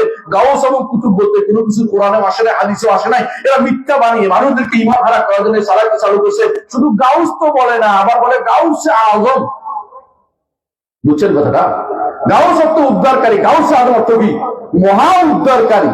যে ব্যক্তি বলবে আল্লাহ বাদ দিয়ে মহা উদ্ধারকারী যদি কোনো হয়, আব্দুল কাদের জিলানী রাহমাতুল্লাহ আলাইহি, তাকে যদি করে এটা মনে করা হয়, তাহলে সে ব্যক্তি তাকে কি বানাইছে? তাগুত বানিয়ে ফেলেছে। তিনি তাগুত না, তিনি ভালো মানুষ ছিলেন, নেককার বান্দা ছিলেন। নেককার বান্দা হলেই কি আপনি তার পূজা করা শুরু করে দিবেন? নেককার বান্দা হলেই কি তার কাছে চাওয়া শুরু করে দিবেন? তিনি নেককার হয়েছে, আপনিও নেককার হন, এটাও আমি দাবি। মুহাম্মদুর রাসূলুল্লাহ সাল্লাল্লাহু আলাইহি ওয়াসাল্লাম আল্লাহর প্রিয় পাত্র হয়েছেন ইবাদত করে। যিনি পা ফুলে যেত ইবাদত করতে করতে, আমি ইবাদত করে আল্লাহর কাছে প্রিয় হলাম, দাসত্ব করে আল্লাহর কাছে প্রিয় হন। দাসত্ব না করে আল্লাহর প্রিয় হতে পারবেন না। কোন ব্যক্তি দাসত্ব না করে আল্লাহর প্রিয় হতে পারবে না। আমার 14 গোষ্ঠী আল্লাহ তার দাস, আমিও দাস, আমার বাবাও দাস, আমার মা দাসী, আমার 14 গোষ্ঠী দাসী, আপনারা সবাই দাসী। ইন কুল্লু মান ফিস সামাওয়াতি ওয়াল আরদি ইল্লা আতির রহমানি আবদা। আসমান জমিনের সবকিছু আল্লাহর দাস। যে ব্যক্তি দাসত্ব করতে অহংকার করে আল্লাহ তাকে কঠিন শাস্তি দিবেন। আল্লাহ তাআলা আমার নবীকে দাস হিসেবে বলেছেন, ওয়া ইন কুনতুম ফি রাইবিন মিম্মা নাযালনা আলা আবদিনা, আমার বান্দার উপরে, আমার দাসের উপরে, বান্দা অর্থই দাস, উর্দুতে বান্দা বলে, বাংলা দাস বলে, আমার দাসের উপরে আমি যা নাজিল করেছি এ ব্যাপারে তোমাদের সন্দেহ থাকলে একটা কোরআন নিয়ে আসো। আবার বলেছেন আন্নাহু লাম্মা কামা আবদুল্লাহ ইয়াদুহু কাদু ইয়াকুনুনা আলাইহি লিবাদা, আল্লাহর দাস যখন সালাতে দাঁড়ায় চতুর্দিক থেকে তখন জিনেরা এসে তার উপরে হুমড়ি খেয়ে পড়ে। আবার বলেছেন সুবহানাল্লাযী আসরা বিআবদিহি লাইলাম মিনাল মাসজিদিল হারাম, ওই আল্লাহ পবিত্রতা ঘোষণা করছি যিনি তার দাসকে সফর করিয়েছেন বাইতুল্লাহ থেকে বাইতুল মাকদিস পর্যন্ত, তারপর তিনি আসমান পর্যন্ত, আসমান ভেদ করে তারপর আরশের কাছে গিয়ে আল্লাহর সাথে কথা বলে আসেন কে? মুহাম্মদুর রাসূলুল্লাহ সাল্লাল্লাহু আলাইহি ওয়াসাল্লাম। সবচেয়ে বড় দাস হচ্ছে মুহাম্মদুর রাসূলুল্লাহ সাল্লাল্লাহু আলাইহি ওয়াসাল্লাম। যে যত বড় দাস হবে আল্লাহর কাছে সে তত বড় মর্যাদাবান হবে। কথা বুঝতে পারছি? যত বড় দাস হইতে পারেন, যত বিনয়ী হইতে পারেন, যত বেশি সিজদা করতে পারেন, তত বেশি আল্লাহর কাছে প্রিয় হইতে পারবেন। মুহাম্মদুর রাসূলুল্লাহ সাল্লাল্লাহু আলাইহি ওয়াসাল্লাম বলেছেন একটা মানুষ একটা যত সিজদা দিবে আল্লাহর কাছে তত বেশি উপকার হবে। এই সিজদা যদি কবরে দেন কি হবে? কাফের। দেওয়ার দরকার ছিল কার? আল্লাহকে দেওয়ার দরকার ছিল কাকে দিচ্ছে? কবরকে দিচ্ছে। কবরে একটা সিজদা করলে কাফের। যতই পেশায় লাভ হবে না। ও পেশানো বুঝুন কি? পেশানো কি? আদমের তলে কেমনে সিজদা করলো ফেরেশতারা? হ্যাঁ, আর ধরুন আপনি জানেন ওই সিজদার অর্থ, বিনয় অর্থ আপনি বুঝেন? আবার দেখেন তারপরে ইয়ারা ইসু আলাইহিস সালাম বাইরে কেমনে সিজদা করছে, এগুলো বৈশা মারে। মানে যাদের অন্তরে বক্রতা আছে তারা বক্রতা খুঁজে, আর যারা সহজ সরল পথ তারা বলে রাসূলের সোজা কথা যে লা ইয়ামবাগি লিআহাদিন আইয়াসজুদা ইল্লা লিল্লাহ, যদি আল্লাহ ছাড়া কারো জন্য সিজদা করা কারো জন্য জায়েজ নাই। যদি দুনিয়ার বুকে কাউকে সিজদা করতে আল্লাহ অনুমতি দিতেন তাহলে নারীকে বলতেন তার স্বামীকে সিজদা করতে, কিন্তু আল্লাহ তাআলা সিজদা শুধু তার জন্য নির্ধারণ করেছেন। আল্লাহ ছাড়া কারো ইবাদত করা যাবে না। সিজদা ইবাদতের একটা অংশ হিসেবে নেবেন। সিজদা ইবাদতের একটা অংশ, রুকু ইবাদতের একটা অংশ। রুকু বুঝেন? রুকু কেমনে? এই যে মাথা নত করে দাঁড়িয়ে থাকা। আপনারা অনেক সময় দেখি যে বড় বড় লোকের কাছে মাথা নত করে বসে আছেন, আপনাকে সিজদা করতে গিয়ে বলেছে আপনার বিপদ বড় লোকে উদ্ধার করবে না, একমাত্র আল্লাহ ছাড়া আপনাকে কেউ উদ্ধার করতে পারবে না। বুঝছেন কি কথাটা? কেউ যদি মনে করেন যে ইবাদত তো আমি সারাদিন আল্লাহর জন্যই করি, একটু বিপরীতের দিকে তাকান। ইবাদত আল্লাহর জন্য আপনি করেন, আমি মানলাম ইবাদত আল্লাহর জন্য করেন, ইবাদত আল্লাহর জন্য করা এইটা যথেষ্ট না। একমাত্র আল্লাহর জন্য করতে হবে, শুধু আল্লাহর জন্য ইবাদত করা যথেষ্ট না। ইয়াকা নাবুদু, একমাত্র আপনার ইবাদত করি, শুধুমাত্র আপনার ইবাদত করি। আর আল্লাহ যদি এভাবে বলতাম নাবুদুকা, আপনার ইবাদত করি, যথেষ্ট ছিল না। কারণ আরবের মুশরিকরা আল্লাহর ইবাদত করতো। আরবের মুশরিকরা কি করতো? হজ করতো। আবু জাহল আল-হাজ ছিল। আবু জাহল হজ করতো। এমনকি আবু জাহলরা কি করতো? হাজীদেরকে খাবার দিত, কাপড় দিত, পানি দিত, এটা দিত, ওইটা দিত। হাজীদের খেদমতে তাদের কোনো শেষ ছিল না। এত ইবাদত করার পর আল্লাহর দরবারে গ্রহণযোগ্য হয় নাই, কারণ একমাত্র আল্লাহর ইবাদত করে নাই। জীবনের সবকিছু একমাত্র আল্লাহর জন্য নিবেদিত করতে হবে। কুল ইন্না সালাতি ওয়া নুসুকি ওয়া মাহইয়ায়া ওয়া মামাতি লিল্লাহি রাব্বিল আলামিন লা শারীকা লাহু ওয়া বিযালিকা উমিরতু ওয়া আনা আউয়ালুল মুসলিমিন। আল্লাহ তাআলা বলছেন যে কুল, হে নবী আপনি বলে দিন, ইন্না সালাতি, আমার সালাত, ওয়া নুসুকি, আমার ইবাদত, ওয়া মাহইয়ায়া, আমার জীবন, আমার মন একমাত্র আল্লাহর জন্য হবে, আর কারো জন্য মরবো না। গণতন্ত্রের জন্য মরলে কি হবে? ইমানদার থাকবে? গণতন্ত্রের প্রতিষ্ঠার জন্য মরলে ইমানদার থাকবে না। গণতন্ত্র বিশ্বাস করার মরে গেলে কবরে খবর আছে। কথা বুঝেন কিনা? বিভিন্ন রকম, অনেক হয়তো বুঝেন না কিছু নাম কেন বলতে শুনেন। সভারেন্টি কার? গণতন্ত্র সভারেন্টি কার? মানুষের। জনগণের সকল ক্ষমতার উৎস হইলে ইমানদার বলতে পারে না। আল্লাহ তাআলা সকল ক্ষমতার উৎস, বুঝলেন কিনা? অনুভাবে যে ব্যক্তি এই যে ধর্ম নিরপেক্ষতা যে ব্যক্তি লালন করে সে ব্যক্তি কাফের শব্দ নাই। কারণ আল্লাহ তাআলা বলছেন কোরআনে কারিমে, ওয়ালা তালবিসুল হাক্কা বিল বাতিল, হক এবং বাতিলকে একসাথ করা যাবে না। হক এবং বাতিলকে কোনো একসাথ করা যাবে না। মুহাম্মদুর রাসূলুল্লাহ সাল্লাল্লাহু আলাইহি ওয়াসাল্লামের কাছে প্রস্তাব নিয়ে আসা হয়েছে। কি সুন্দর প্রস্তাব, শুনবেন? কি প্রস্তাব ছিল? 1 বছর আপনি আমাদের ইবাদত করে দিবেন, আরেক বছর আমরা শুধু আল্লাহর ইবাদত করে দিব। রাজি হয়েছেন না? এত সুন্দর প্রস্তাব। মিলেমিশে থাকি, আগে কি সুন্দর রাত কাটাইতাম, বুঝলেন না কথাটা? রাত একসাথে মিলেমিশে থাকলে তো হয়ে গেছে। এটা কি শরীয়তে গ্রহণযোগ্য হয়েছে? হয় নাই। এই জন্য ধর্ম নিরপেক্ষতা ইসলামে নাই। যদি এই ধর্ম নিরপেক্ষতার নাম দেয় ভুল, ওদেরকে মূল উদ্দেশ্য ছিল ধর্মহীনতা, অর্থাৎ একই ধর্মের আলাদা পরিচয় থাকবে না, সকল ধর্মকে একসাথ করে চলতে পারে। এই জন্য ধর্ম দ্বারা সেকুলার যারা ওরা কি করছে, এটা একটা ঈদের ব্যবস্থা করছে। সেকুলার ধর্মে ঈদ কি জানেননি? কে জানেন? সেকুলার ধর্মে ঈদ হচ্ছে পয়লা বৈশাখ। ওরা দেখছে যে আমাদের ঈদের দিনে তো হিন্দুরা নাই, হিন্দুদের দিনে তো আমরা নাই, সুতরাং একটা নতুন ঈদ বানাইছে পয়লা বৈশাখ, বুঝছেন তো? আবার নতুন গান বানাইছে, যে গানের মধ্যে ইসলামও নাই, মুসলিমও নাই, হিন্দুও নাই, বৌদ্ধ নাই, যাতে করে একটা নতুন কিছু হতে পারে। এরা বসে বসে এগুলি আবিষ্কার করে। এদের এগুলি বিশ্বাস করলে ইমান থাকবে না, থাকবে না, থাকবে না। কথা বুঝতে পারছি? এই জন্য ইসলামে কোনো তন্ত্র মন্ত্র নাই, কোনো বাদ টাদ নাই। ইসলাম একটাই, ইসলাম হচ্ছে আল ইসলাম হাক্কুন, ইসলাম হচ্ছে হক।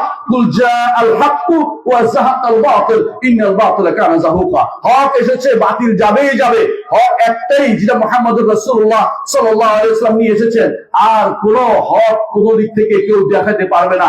মুহাম্মদুর রাসূলুল্লাহ যে পদ্ধতিতে ইবাদত করতে হবে সেই পদ্ধতিতে ইবাদত করতে হবে। কথা কি বুঝতে পারছেন? যারা আল্লাহ সম্পর্কে যা জ্ঞান দিয়েছে সেটা আপনাকে আগে জানতে হবে। আমাদের সমাজে আল্লাহ সম্পর্কে কেউ জানে না, কিন্তু দুনিয়া সব জানে। আল্লাহ সম্পর্কে জানে না। আল্লাহ সম্পর্কে কোত্থেকে জ্ঞান পাবেন বলেন তো? কোরআন এবং হাদিস ছাড়া আল্লাহ সম্পর্কে জ্ঞান পাওয়া যাবে না।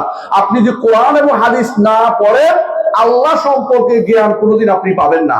আল্লাহ তাআলা সম্পর্কে জ্ঞান অর্জন করতে হলে আপনাকে সর্বপ্রথম কুল হুয়াল্লাহু আহাদ আল্লাহুস সামাদ লাম ইয়ালিদ ওয়া লাম ইউলাদ ওয়া লাম ইয়াকুল লাহু কুফুয়ান আহাদ, এটা বারবার পড়তে হবে। দেখুন, মুহাম্মদুর রাসূলুল্লাহ সাল্লাল্লাহু আলাইহি ওয়াসাল্লামের কাছে কাফেররা আসে বলতেছে, আপনি যে আল্লাহর কথা বলতেছেন, আল্লাহর বংশ পরিচয় দেন।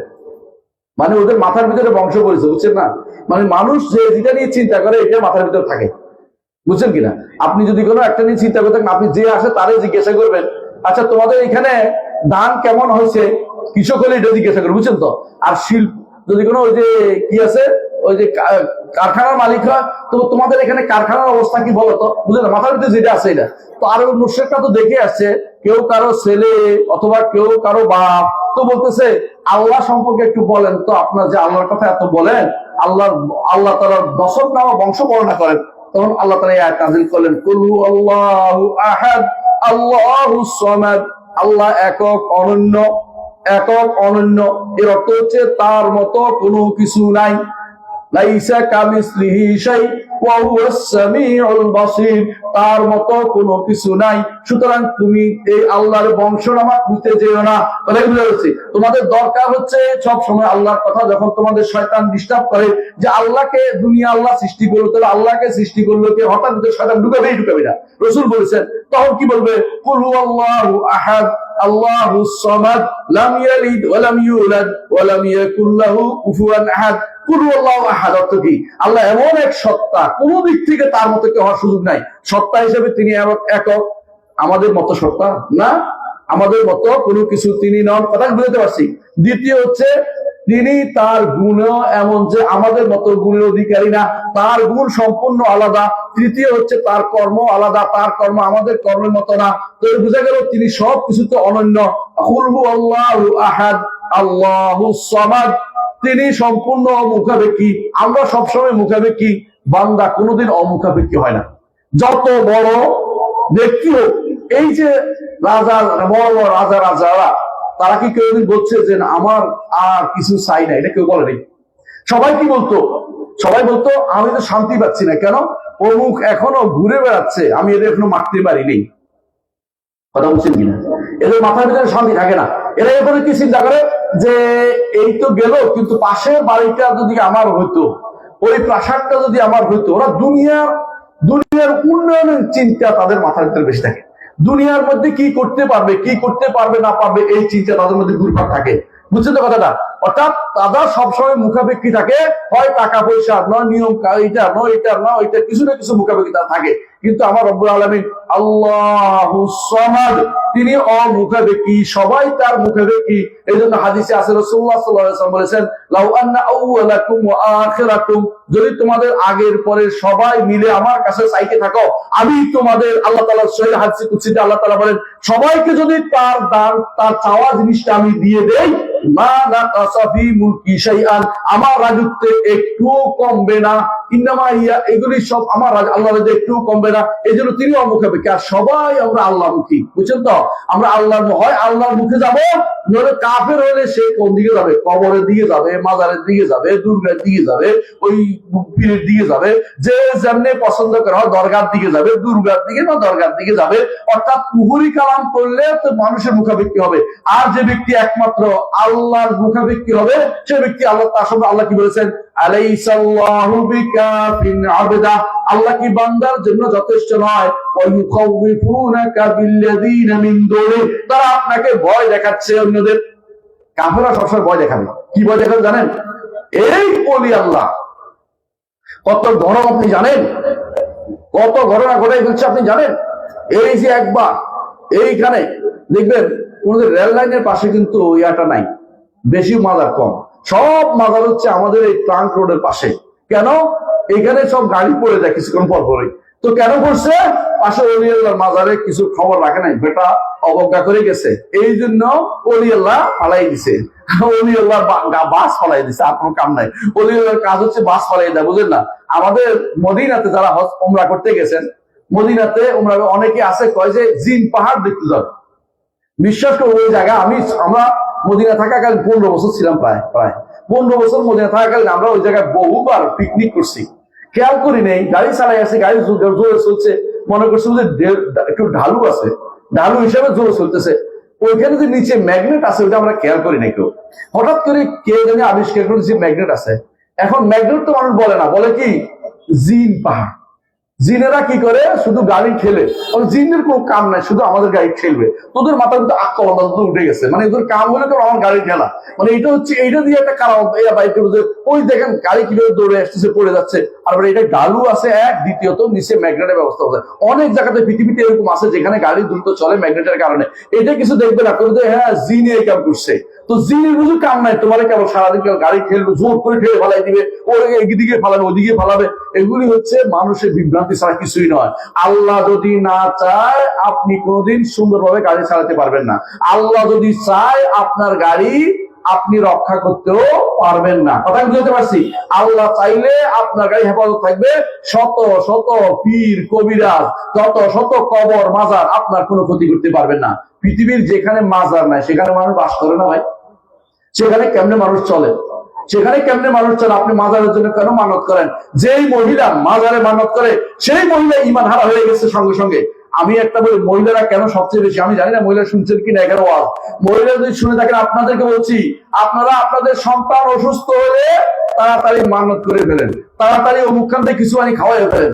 আপনার তার সন্তানের জন্য আপনার এত টান, ইমানের প্রতি হচ্ছে বেশি টান থাকা দরকার। কারণ হাসরের মাঠে আপনার সন্তান আপনার পক্ষে দাঁড়াবে না। যদি ইমানদার সন্তান হয় তাহলে আপনার পক্ষে হাসরের দিন কাজে লাগবে, পার হয়ে আপনারা খুঁজবে। পারবা বুঝছেন কিনা? পারবা বুঝছেন কিনা? হাসরের মাঠ পার হয়ে যখন জান্নাতে যাবে তখন খুঁজতে, মা বা আসে নাই, মা আসে নাই, কোথায় একটু খুঁজে দেখি। যদি আটকে গেছে তখন আল্লাহর কাছে, আল্লাহ আমার বাপ মা বলছে ঠিক আছে তুমি সুপারিশ করতে পারো, তুমি ইমানদার মানুষ, তখন সুপারিশের সুযোগ দেওয়া হবে। অনুমতি দিলে তখন সুপারিশ করতে পারবেন। কিন্তু যেই সন্তানের জন্য আপনি শিরিক করেছেন, শিরিক করার পরে মরে গেছেন, সন্তান জীবিত থাকলো, সন্তান বড় আলেম হইলো, আপনার জন্য কোনো সুপারিশ করতে পারবে না। আপনার জন্য সুপারিশ করতে পারবে না। মুশরিকের জন্য কোনো সুপারিশ হবে না, কাফেরের জন্য কোনো সুপারিশ হবে না, মুনাফিকের জন্য কোনো সুপারিশ হবে না। আমি দুইটা উদাহরণ দিব, বুঝতে পারেন। মুহাম্মদ রাসূলুল্লাহ সাল্লাল্লাহু আলাইহি ওয়াসাল্লাম কত বড় সুপারিশকারী। হাসরের মাঠে একমাত্র প্রথম সুপারিশ তিনিই করবেন, আর কেউ করতে পারবে না। প্রথম সুপারিশ আমার নবী করবেন, আর কেউ করতে পারবে না, যে মানুষের মধ্যে বিচার ফয়সালা করে দেন। কিন্তু এই সুপারিশ তিনি তার, আমরা চাই, কিন্তু আমরা চাইলেও আল্লাহর কথার উপর কথা বলা যায় না। আমাদের আবেগকে শরীয়ত দিয়ে নিয়ন্ত্রণ করতে হবে। সহিহ মুসলিমের হাদিস হচ্ছে এটা, যে রাসূল কাঁদছেন, কাঁদার পরে সবকিছু বললেন, সাহাবায়ে কেরামকে বললেন যে আমি আল্লাহর কাছে চেয়েছি যেন ক্ষমা করে, আল্লাহ ক্ষমা করেন নাই, তবে আমাকে কবরের কাছে আসার অনুমতি দেওয়া হয়েছে, এই জন্য আমি কবরের কাছে আসছি। বুঝছেন কিনা? কবর কাছে আইতে পারবেন আপনি কেন? ইব্রত হাসিল, আপনি শিক্ষা নিতে, যে বেটাও মারা গেছে আমিও মারা যাব, আমার মাও মরে গেছে আমিও মরে যাব। এই যে শিক্ষা নেওয়ার জন্য, আখিরাতমুখী হওয়ার জন্য, দুনিয়া বিমুখ করার জন্য আপনি কবরের কাছে যাবেন। কবরের কাছে মানুষ এই কাজগুলির জন্য যায়। কবরবাসীর জন্য যদি ইমানদার দোয়া করতে পারবেন, ইমানদার না হলে দোয়া করতে পারবেন না। রসুল দোয়া করতে পারেন নাই, বুঝে আসছে, দোয়া করতে পারেন নাই, চলে আসছেন, রসুলের অন্তর দুঃখ ছিল না? তাই বলি কি আপনি বাড়াবাড়ি করতে পারবেন না? কারণ রসুল বলছে যে মুশরিকের জন্য কোনো দোয়া হবে না। এক ব্যক্তি রাসূলুল্লাহ সাল্লাল্লাহু আলাইহি ওয়াসাল্লামের কাছে এসে বলি, ইয়া রাসূলুল্লাহ, আমার বাবা কোথায়? এবারে মার কথা বলছি, বাবার কথা শুনে, সহিহ মুসলিমে যে আমার বাবা কোথায়? বলে তোমার বাবা জাহান্নামে, তোমার বাবা জাহান্নামে গেছে। লোকটা কাঁদতে কাঁদতে চলে যাচ্ছে, দেখলো এই যে আসো, আসো এদিকে আসো, আমার বাবা তোমার বাবা উভয় জাহান্নামে।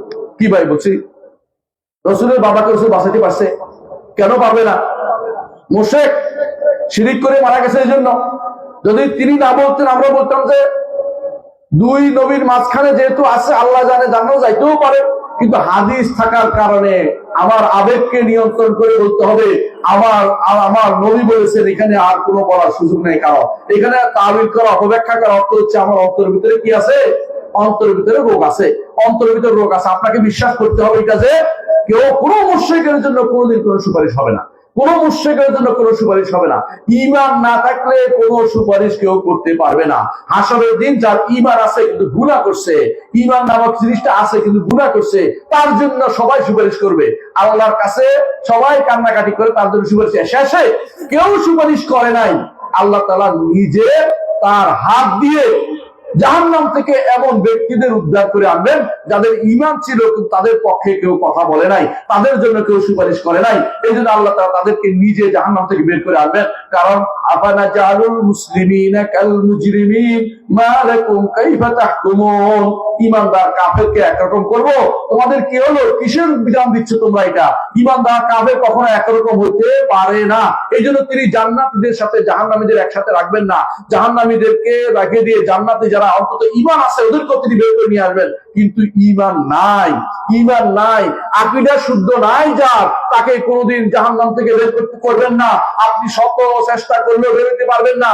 আপনি হয়তো হজ করেছেন, আলহাজ হয়েছেন, কথা বুঝছেন কিনা? আপনি হয়তো দান করেছেন, আপনি বিশাল মসজিদ বানিয়েছেন, মাদ্রাসা বানিয়েছেন, আপনি ওইটা করেছেন, ওইটা করেছেন, দুনিয়াতে অনেক কিছু করেছেন, কিন্তু ঈমান জিনিসটা ছিল না, আপনার কোনো কাজে আসবে না। কথা কি বুঝতে পারছি? আপনার ছেলে বড় আলেম হয়েছে, তিনি সারাদিন আপনার জন্য দোয়া করছে, কিন্তু আপনি ঈমান বাদে কবরে গেছেন, একটা দোয়াও যাবে না, একটা দোয়াও যাবে না।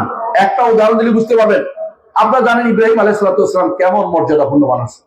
ইব্রাহিম আলাইহিস সালাম, যার ব্যাপারে আমার নবী বলেছেন যে আমরা হচ্ছে মিল্লাতে আবিকুম ইব্রাহিম, ইব্রাহিমের মিল্লাতের উপরে আমরা আছি, এবং ইব্রাহিম আলাইহিস সালাম তার পূর্বপুরুষদের একজন, ইব্রাহিম আলাইহিস সালামের সাথে সম্পৃক্ত হতে আমরা সবাই ভালোবাসি। এত কিছুর পরেও ইব্রাহিম আলাইহিস সালাম তার বাবার জন্য ক্ষমা চেয়েছেন, আল্লাহ তার ক্ষমা কবুল, দোয়া কবুল করেন নাই, তার দোয়া কবুল করেন নাই। বোঝা গেল যে নবীদের দোয়াও কবুল হয় না, নবীদের দোয়াও কবুল হবে না। কাফেরের জন্য কারো দোয়া কবুল হবে না, কাফেরের জন্য কোনো দোয়াই হবে না। ঈমান নিয়ে কবরে গেছে কিনা এটা খোঁজ নেবেন, যে কোনো মানুষের দোয়া করতে যাবেন, যখন জানবেন যে তার ঈমান ছিল না, যদিও সালাত আদায় করতো, যদিও যাকাত দিত, সওম হজ করতো, কিন্তু ঈমান নামক আকীদা শুদ্ধ ছিল না, তার জানাজায় হাজির হবেন না, তার জানাজা দিবেন না, কারণ তার জানাজা আল্লাহর দরবারে কবুল হবে না। আল্লাহ তাআলা কোরআনে কারীম বলে দিয়েছেন, ওয়ালা তুসাল্লি আলা আহাদিন মিনহুম মাতা আবাদান ওয়ালা তাকুম আলা কবরি ইন্নাহুম কাফারু বিল্লাহি ওয়া রাসূলিহি ওয়া মাতু ওয়া হুম ফাসিকুন। এরা যারা মারা গেছে কুফরি নিয়ে, এদের কবরের কাছে দাঁড়াবেন না, এদের উপর সালাত জানাজা পড়বেন না। এরা কুফরি নিয়ে চলে গেছে দুনিয়া থেকে, এদের জন্য আপনার দোয়া কোনো কাজে আসবে না। ইন তাস্তাগফির লাহুম ৭০ মারাতান ফালান ইয়াগফিরাল্লাহু লাহুম, ৭০ বার দোয়া করলেও আল্লাহ তাদেরকে ক্ষমা করবেন না। রাসূল বলেন যদি ৭১ বার করি যদি ক্ষমা হয়ে যায়, অর্থ ৭১ বার উদ্দেশ্য না, উদ্দেশ্য হচ্ছে কোনোদিনই আল্লাহ তাদের ক্ষমা করবেন না, কারণ তিনি হারাম করেছেন কোন কাফের, কোন মুশরিক, কোন মুনাফিক জান্নাতে যেতে পারবেন না। হারামাল জান্নাতা আলাল কাফিরিন ওয়াল মুশরিকিন ওয়াল মুনাফিকিন। তিন জিনিস যাদের আছে, মুনাফিক যারা, মুশরিকের জন্য তিনি কি করেছেন? একবার চেয়েছেন, কি বলেছেন? ইয়া রাব ইন্না ইবনি মিন আহলি ওয়া ইন্না ওয়াদাকাল হক ওয়া আনতা আহকামুল হাকিমিন। আল্লাহ, আমার সন্তান তো আমারই পরিবারভুক্ত, আপনি তো ওয়াদা করেছেন আমার পরিবারকে বাঁচাবেন। নো, এটা তোমার পরিবারভুক্ত না। কি পরিবারভুক্ত না বুঝছেন তো? কারণ ঈমানদার হচ্ছে নবীর পরিবার, প্রত্যেকটি ঈমানদার। এই ঈমানদার নয় কাফের, সুতরাং আপনার পরিবারভুক্ত হতে পারে না। ইন্নাহু আমালুন গায়রু সালিহ ফালা তাসআলনি মা লাইসা লাকা বি'ইলম ইন্নী আ'ইদুকা আন তাকুনা মিনাল জাহিলিন। বলছে কি দেখেন, যে এর আমল ঠিক নাই, ঈমান আমল কিছুই ঠিক নাই। ও এর দ্বিতীয়বার এই করে প্রশ্ন করবেন না, দ্বিতীয়বার তার ব্যাপারে আমার কাছে কিছু চাইবেন না। যদি করেন তাহলে আপনাকে কিন্তু আমি জাহেল বানাই দিব। আল্লাহ সম্পর্কে আলেম হওয়ার পরে কে জাহেল হইতে পারে? এই জন্য তিনি এরপর বলতেছেন, রব্বি ইন্নী আউযু বিকা আন আসআলাকা মা লাইসা লি বিহি ইলমুন ওয়া ইল্লা তাগফির লি ওয়া তারহামনি আকুম মিনাল খাসিরিন। আল্লাহ, আমি আপনার কাছে এই জাতীয় আর দ্বিতীয়বার কিছু চাইবো না, আমি তওবা করছি। আপনি যদি ক্ষমা না করেন আমি শেষ হয়ে যাব। এর অর্থ হচ্ছে কোন কাফেরের জন্য, কোন মুনাফিকের জন্য, কোন মুশরিকের জন্য আপনার কোনো দোয়া থাকতে পারবে না। তাদের প্রতি আপনার কোন রকম সামান্যতম দোয়া, সামান্য টানও থাকতে পারবে না। যারা শিরিক করছে তাদেরকে চিনে রাখুন, কবর পূজা শিরিক, মাজার পূজা শিরিক, আল্লাহ ছাড়া কারো কাছে চাওয়া শিরিক, আল্লাহ তাআলা সিফাত অস্বীকার করা শিরিক, আল্লাহ তাআলাকে সৃষ্টির ভিতরে মনে করা শিরিক। অনুরূপ ভাবে আপনার যত ইবাদত একমাত্র আল্লাহর দিকে নিবেদিত করবেন, এর বাইরে এদিক সেদিক যত কিছু করবেন আপনার শিরিক হয়ে যাবে।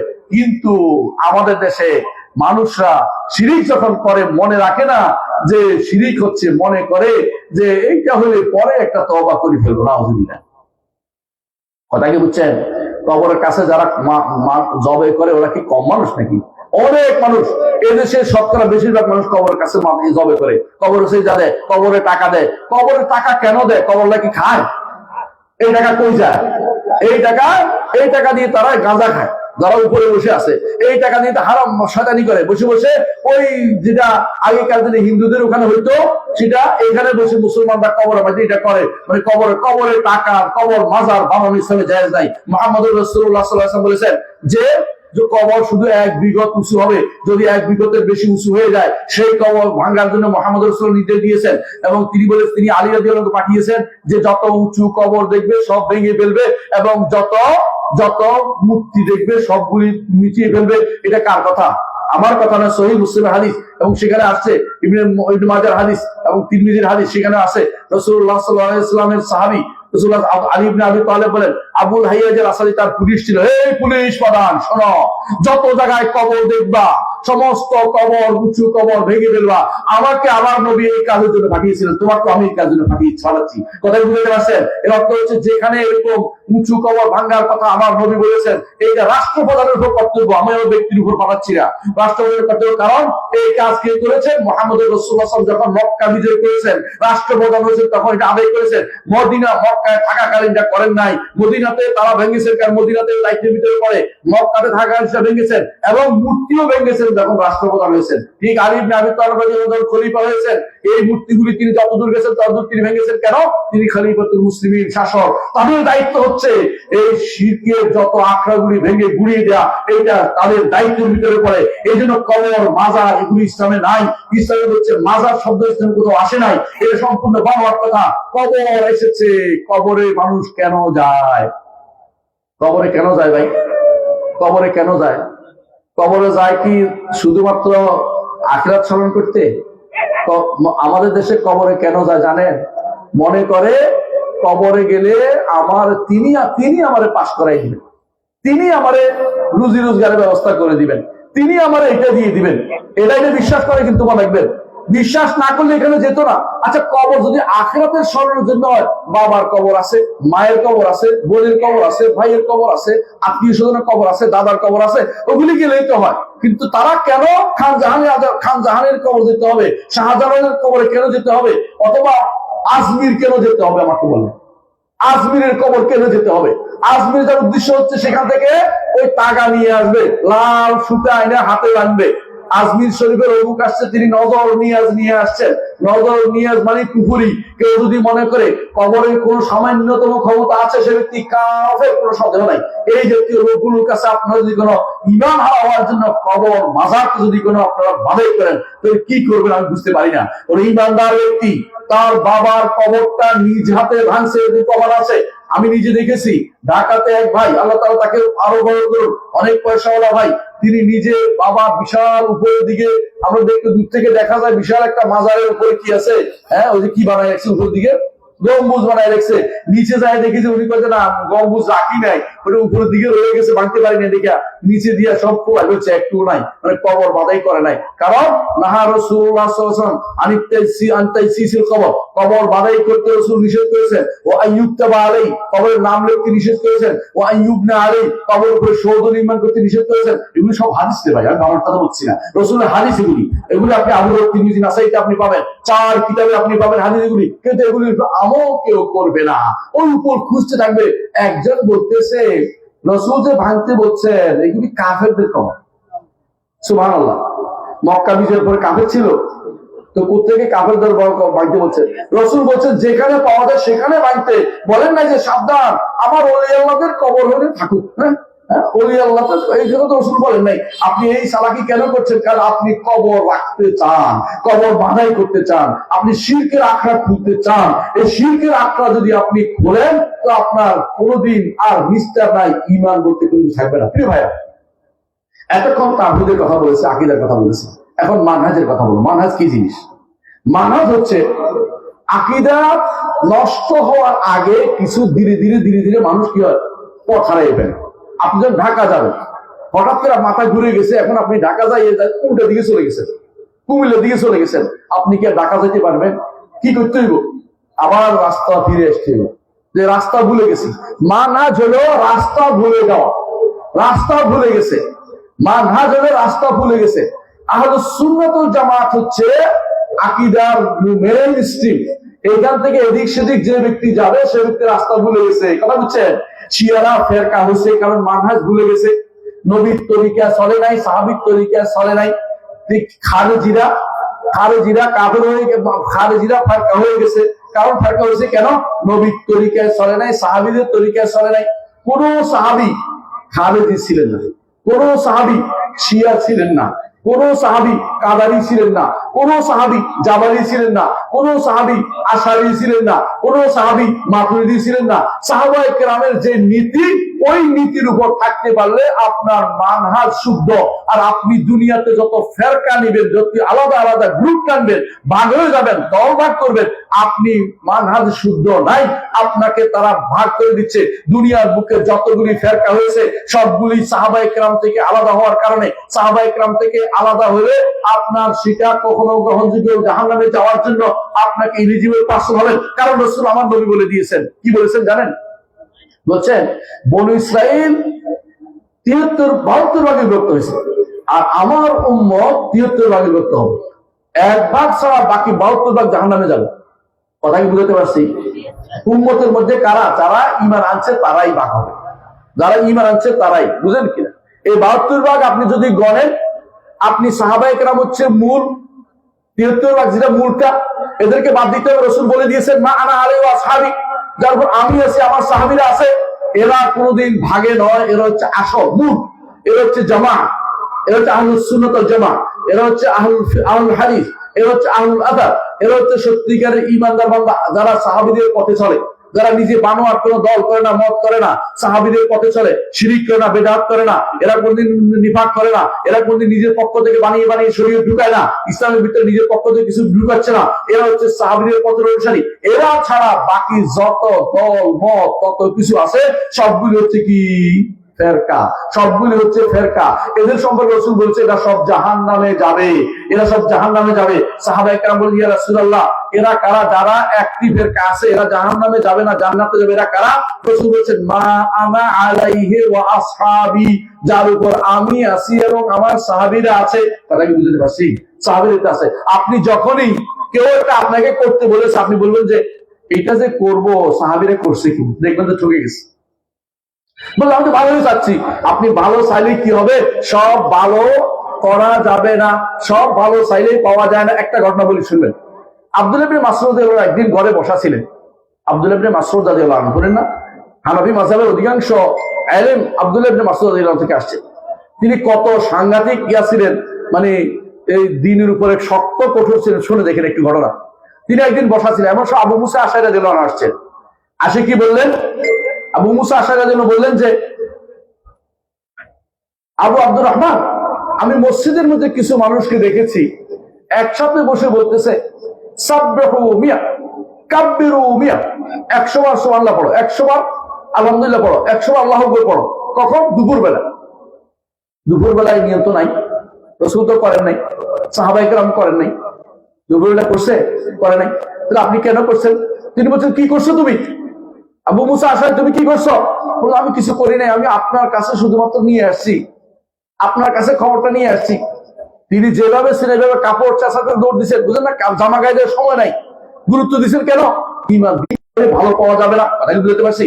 আপনি চাইলেই নতুন করে কিছু করতে পারবেন না। আপনি যদি বলেন যে এখন থেকে আমরা দিনের 12টা বাজে, দিনের 11টা বাজে একটা নামাজ চালু করে দিলাম, নামাজও না পড়তেছি, খারাপ? নামাজ না পড়তেছি, জায়েজ হবে? জায়েজ হবে না। ঠিক মিলাদ, বুঝছেন তো? বুঝাতে চাচ্ছি এই জন্য, মিলাদ যদি এত ভালো হতো, আমার নবী একদিনেরও করতেন, সাহাবায়ে কেরাম করতেন, তাবেঈরা করতেন, ইমামরা করতেন। 400 বছর পর্যন্ত মিলাদের কোনো খবর ছিল না। 400 বছর, হিজরি 400 বছর পর্যন্ত কোনো মিলাদ ছিল না। আপনি মিলাদ কেন চালু করে দিয়েছেন? এই মিলাদ কোথা থেকে পাইছেন? ঠিক অন্যভাবে এই যে লাইলাতুল বরাত সামনে আসতেছে, বরাত পালনের জন্য আপনার যে গরু ছাগল জবাই করা বাজার যেভাবে ধুমধুম চলে, সারা মসজিদের ভিতরে এটা বাজানো ওইটা বাজানো চলতেছে, এগুলি সবই হচ্ছে বেদাত ছাড়া কিছুই নয়। আমার নবী সেটা করেন নাই, সাহাবীরা সেটা করেন নাই। কি করে বানোয়াট হাদিসকে নিয়ে ওই দিন ইবাদতের জিনিস বানাই ফেলেছে না। লাইলাতুল বদর অর্থই হচ্ছে ভাগ্য রজনী, আর ভাগ্য রজনী হচ্ছে লাইলাতুল কদর। এটাকে কে টেনে এনে শাবান মাসে নিয়ে আসছে দেখতে হবে, কারণ শাবান মাসে লাইলাতুল কদর নয়, লাইলাতুল কদর হচ্ছে রমজান মাসের শেষ দশক। সুতরাং এইটাও বেদাত, কোনো সন্দেহ নাই। কেউ আছে লাইলাতুল মেরাজ পালন করে, কেউ আছে লাইলাতুল মেরাজ পালন করে, কেউ আছে হুজুরের ওফাত দিবস, কেউ হুজুরের বেসাল দিবস, কেউ হুজুরের অমুক দিবস পালন করতেছে। এগুলি সবগুলি হচ্ছে বেদাত, কোনো সন্দেহ নাই। কারণ আপনি এগুলিকে সওয়াবের কাজ মনে করতেছেন, যেগুলিকে সওয়াবের কাজ মনে, এগুলি কোনদিন শুদ্ধ হইতে পারে না, এগুলি শুদ্ধ পালন করা যাবে না। কারণ আমার নবী অনুমোদন করেন নাই। পদ্ধতিটা ভুল হচ্ছে, কথা কি বুঝছেন? ইবাদত করলেই হবে না, পদ্ধতিটা ভুল হইলেই গুনার কাজ হবে। আচ্ছা ভাই, রুকু আছে না? রুকু তো যদি আপনি সূরা ফাতিহা পড়েন, হইব? নামাজ হইব না? বলবে না। কেন হবে না বলেন তো? আমি তো সূরা ফাতিহা পড়ছি, আল্লাহর বাণী পড়ছি, আমি অন্যায় কিছু করি, আল্লাহর বাণী পড়ছি, কেন নামাজটা হবে না? রুকুতে এইটা আমার নবী পড়েন নাই, এইভাবে পড়ার নিয়ম নাই, আমি নিজে ইচ্ছা কিন্তু সেখানে ঢুকানোর কোনো সুযোগ নাই। সুতরাং রুকুতে সূরা ফাতিহা আমার চলবে না। কথা কি বুঝতে পারছি? দেখুন,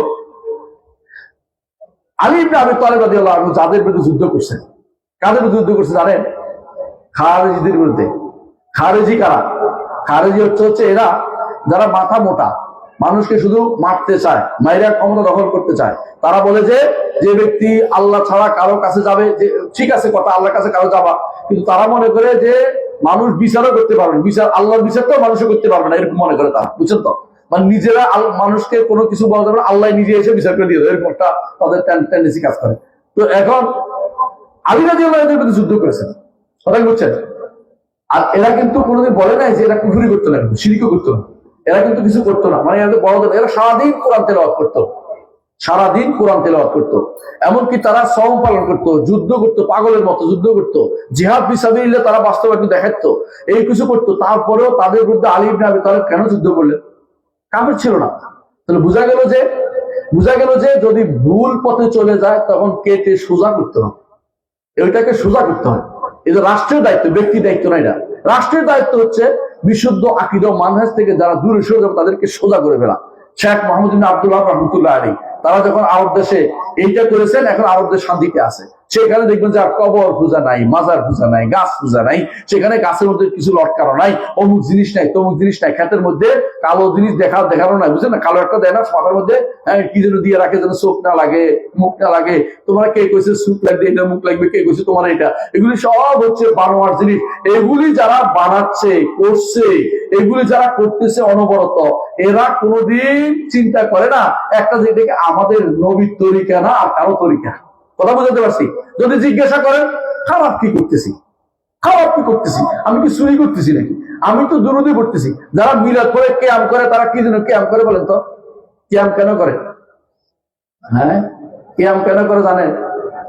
কিয়াম করে মনে করে রসুল এখানে হাজির হয়েছে, রসুল এখানে হাত দাঁড়াইলে সমস্যা কি? রসুল এখানে হাজির হয়েছে, রসুলের সম্মানে দাঁড়িয়ে দিতে হবে। কোনো জায়গাতে চাঁদপুর এলাকায় তো চেয়ার বসায় রাখে একটা, কি জন্য? রসুল এখানে বসবে। নাউজুবিল্লাহ। রসুল কি দুনিয়ার খবর এখন আমাদের খবর রাখেন না? কেউ যদি মনে করে আমার নবী এখন আমরা কি করি তা জানতে পারে, তাহলে সে ব্যক্তি ইমানদার নয়, সে গায়েবের ইলম দাবি করছে রসুলের জন্য। রসুল গায়েবের ইলম জানেন না। যদি কেউ মনে করে রসুল গায়েব জানতেন, সে ব্যক্তি কাফের। আল্লাহ যা জানিয়েছেন এর বাইরে তিনি কিছুই জানতেন না। আমার নবী গায়েব জানতেন না। আমার নবী সকল ক্ষমতার অধিকারী সেটা নয়। আমার নবী সব জায়গায় যাইতে পারে সত্য নয়। এগুলি সবই হচ্ছে মিথ্যা কথা, এগুলি হচ্ছে শিরকি কথা, কুফরি কথা। এগুলি থেকে আমাদের উম্মতকে, আমাদের সন্তানকে জানাতে হবে এই মাদ্রাসা, সুবহানাল্লাহ, এই মাদ্রাসাকে আপনার শত্রুদিতে প্যাট্রোনাইজ করবেন, সন্তান এখানে পড়াবেন। যারা এখানে পড়ায় তারা সহি আকীদা ও মানহাজের লোক। এই দুইটা জিনিসই দরকার। এই মাদ্রাসাতে আপনার সন্তান কেন পড়াবেন? আপনার সন্তান এমন জায়গায় পড়াবেন না এই কামেল পাস করেও দেখবেন যে শিরক করতেছে, কামেল পাস করে দেখবেন যে বেদাত করতেছে, গা ডুলিয়ে ডুলিয়ে খাইতেছে। গা ডুলিয়ে বুঝেন তো, দাঁড়িয়ে দাঁড়িয়ে এদিকে ইয়া নবী সালাম আলাইকা কই খাইতেছে। কোন দুরূদ হইলো? আরে ভাই, দুরূদ তো আরো বড়। শুনেন একটা কথা কি বলে, বালাগাল উলা বিকামালিহি কাশাফাদ দুজা বিজামালিহি হাসুনাত জামিউ খিসালিহি সাল্লু আলাইহি ওয়া আলিহি। বাহ, কজন অনেক খুশি হয়ে গেছে যে হুজুর তো বালাগাল উলা পড়তেছে, তাই না? কিন্তু ভাই কথাটা বলার জন্য করছি এটা সুন্দর করে, এটা অর্থটা একটু বুঝেন। এটা যদি সারাদিনও আপনি পড়েন, সওয়াব কি হবে বলতে পারবেন? কোনো সওয়াব হবে না। কেন জানেন? গুনাহ হবে। সওয়াব হবে না কেন? শোনেন, বালাগাল উলা বিকামালিহি, তিনি তার পূর্ণতার উপরে মর্যাদা চলে গেছেন। আচ্ছা, রসুলকে পূর্ণ নিজে নিজে হয়েছে না আল্লাহ পূর্ণতা দিচ্ছেন? আল্লাহ তো নিজে বলতে পারেন যে আমি পূর্ণতা উপরে উঠি, বলতে পারবেন? এটা বলতে পারবেন? ভুল এটা। কাশাফাত দুজা বিজামালিহি, তার সৌন্দর্যের জগৎ আলোকিত হয়েছে। আমরা তো তার শরীরের সৌন্দর্য আমরা আলোচনা করি না, কারণ সৌন্দর্যের দিক থেকে বড় সুন্দরকে ইউসুফ আলাইহিস সালাম রসুল নিজে বলেছেন যে তাকে যে সুন্দর দিছে এটা হচ্ছে জগতের অর্ধেক সুন্দর আল্লাহ তাকে দিয়ে দিয়েছেন। সুন্দর দিক থেকে ইউসুফ আলাইহিস সালাম বেশি সুন্দর।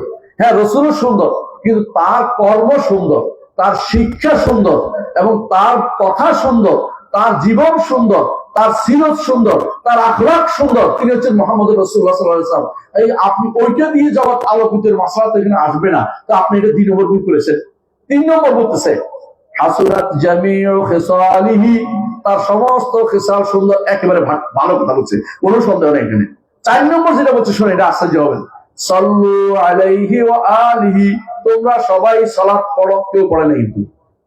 আমি যদি সবাই বলি পড়ো পড়ো পড়ো, কেউ বললো এই কোরআন পড়ো কোরআন পড়ো হয়ে গেছে সব হয়ে যাবে, কোরআন পড়ো বললে সব হয়ে যাবে? কোরআন পড়ো বললেই কোরআন পড়া হয় নাই, কোরআন পড়লেই সব হবে। আমি সারাদিন যদি নামাজ পড়ো নামাজ আমরা কেউ পড়লাম না, সব হবে? কিছু হবে না। এই জন্য যদি কোনো আপনি বলেন সাল্লু আলাইহি ওয়া আলি, সাল্লু আলাইহি সারাদিন পড়তেছে, বালাগাল উল্লাহ পড়তেছে, কোনো লাভ কিছুই হবে না। এগুলি শরীয়ত শিক্ষা দেয় না। নিজের পক্ষ থেকে বানিয়ে এগুলি বানানো আমাদের অনুমতি নাই। কারণ এই কথা শেখ সাদি রহমতুল্লাহ আলাইহি প্রথম বলেছেন। শেখ সাদি রহমতুল্লাহ আলাইহি কখন বলেছেন? সেটা হচ্ছে অনেক পরে, 600 হিজরির পরে। আপনি 600 হিজরির পরে যে ব্যক্তি কথা বানাইছে, এইটা আপনি পড়ে সব পাবেন না। আপনি পড়তে হলে পড়েন রাসূল যেটা বলেছেন, আল্লাহুম্মা সাল্লি আলা মুহাম্মদ ওয়া আলা আলি মুহাম্মদ কামা সাল্লাইতা আলা ইব্রাহিম ওয়া আলা আলি ইব্রাহিম ইন্নাকা হামিদুম মাজিদ। এত বড় পড়তে পারবেন না? সাল্লাল্লাহু আলাইহি ওয়াসাল্লাম একটু পড়লে হবে, অন্তত একটু হলে, অথবা আল্লাহুম্মা সাল্লি আলা মুহাম্মদ ওয়া আলা আলিহি ওয়া সাহবিহি ওয়াসাল্লাম পড়লে হবে, কোনো সন্দেহ নাই। কিন্তু নিজের পক্ষ থেকে আপনি যদি কোনো বানিয়ে কথা বলেন, এটা দেখবেন যে ভুলে ভরা। চট্টগ্রামের মানুষ কি করে জানেন? সলাতুনিয়া আরবি শুদ্ধ না। সলাতুন অর্থ কি? সলাতুনিয়া যে পড়ে, সলাতুন অর্থ একটি সালাত, ইয়া রাসূলুল্লাহ আলাইকুম, সালাতুনিয়া হাবিবাল্লাহ আলাইকুম, এটা কোনো আরবিতে শুদ্ধ না। আরবিতে এটা ভুল। আরো কি বলে? অর্থাৎ তারা এমন একটা সমস্যা আছে যে সলাতুনিয়া ছাড়া তাদের আর কিছু যায় আসে না, সলাতুনিয়া লাগবেই বলতে। ওই এলাকায় যদি কেউ কোনো মাহফিল হয়, কোনো কিছু হয়, সলাতুনিয়া পড়ে নাই, তার কিছু গ্রহণযোগ্য না। আউযুবিল্লাহ। এরা এত বিভ্রান্তির মধ্যে আছে। মেজবানি খাওয়াবে, হারাম দরকার হলে শ্বশুর বাড়ি থেকে হারাম টাকা আইনে হলে মেজবানি খাওয়াবে। এই মেজবানি খাওয়া তো আমাদের শরীয়তে নাই, কোথেকে নিয়ে আসছে আল্লাহ জানে। তারপর এই জাতীয় একটা দুইটা নয়, কবর মাজারের ভক্তিতে তারা সব সময় লেগেই আছে, ওরসে লেগে আছে। এগুলি আল্লাহর শরীয়তের অংশ নয়, এগুলি হচ্ছে নিজেরা বানোয়াট। এগুলির কারণে দিন ও ইমানের মধ্যে বড় ধরনের সমস্যা তৈরি হবে। আমাদের শেষ চলে আসছে, আমি আমার বক্তব্য আর ভিডিও করবো, শুধু এটাই বলবো, আকীদা শিখতে হবে। আকীদা শিখার জন্য শেখের একটা বই আছে এবং এটার সাথে আমার নামও আছে, উসুলুল ঈমান। ঈমান উসুলুল ঈমান বইটা পড়বেন এবং সহজ ইসলামী আকীদা বইটাও পড়বেন এবং ইমানি মণিমুক্তা বইটা পড়বেন আকীদা শিখার জন্য। এই বইগুলি সবার আগে পড়বেন। যদি এগুলি পড়ে শেষ করতে পারেন, ইনশাআল্লাহ আল্লাহ তাআলা আপনার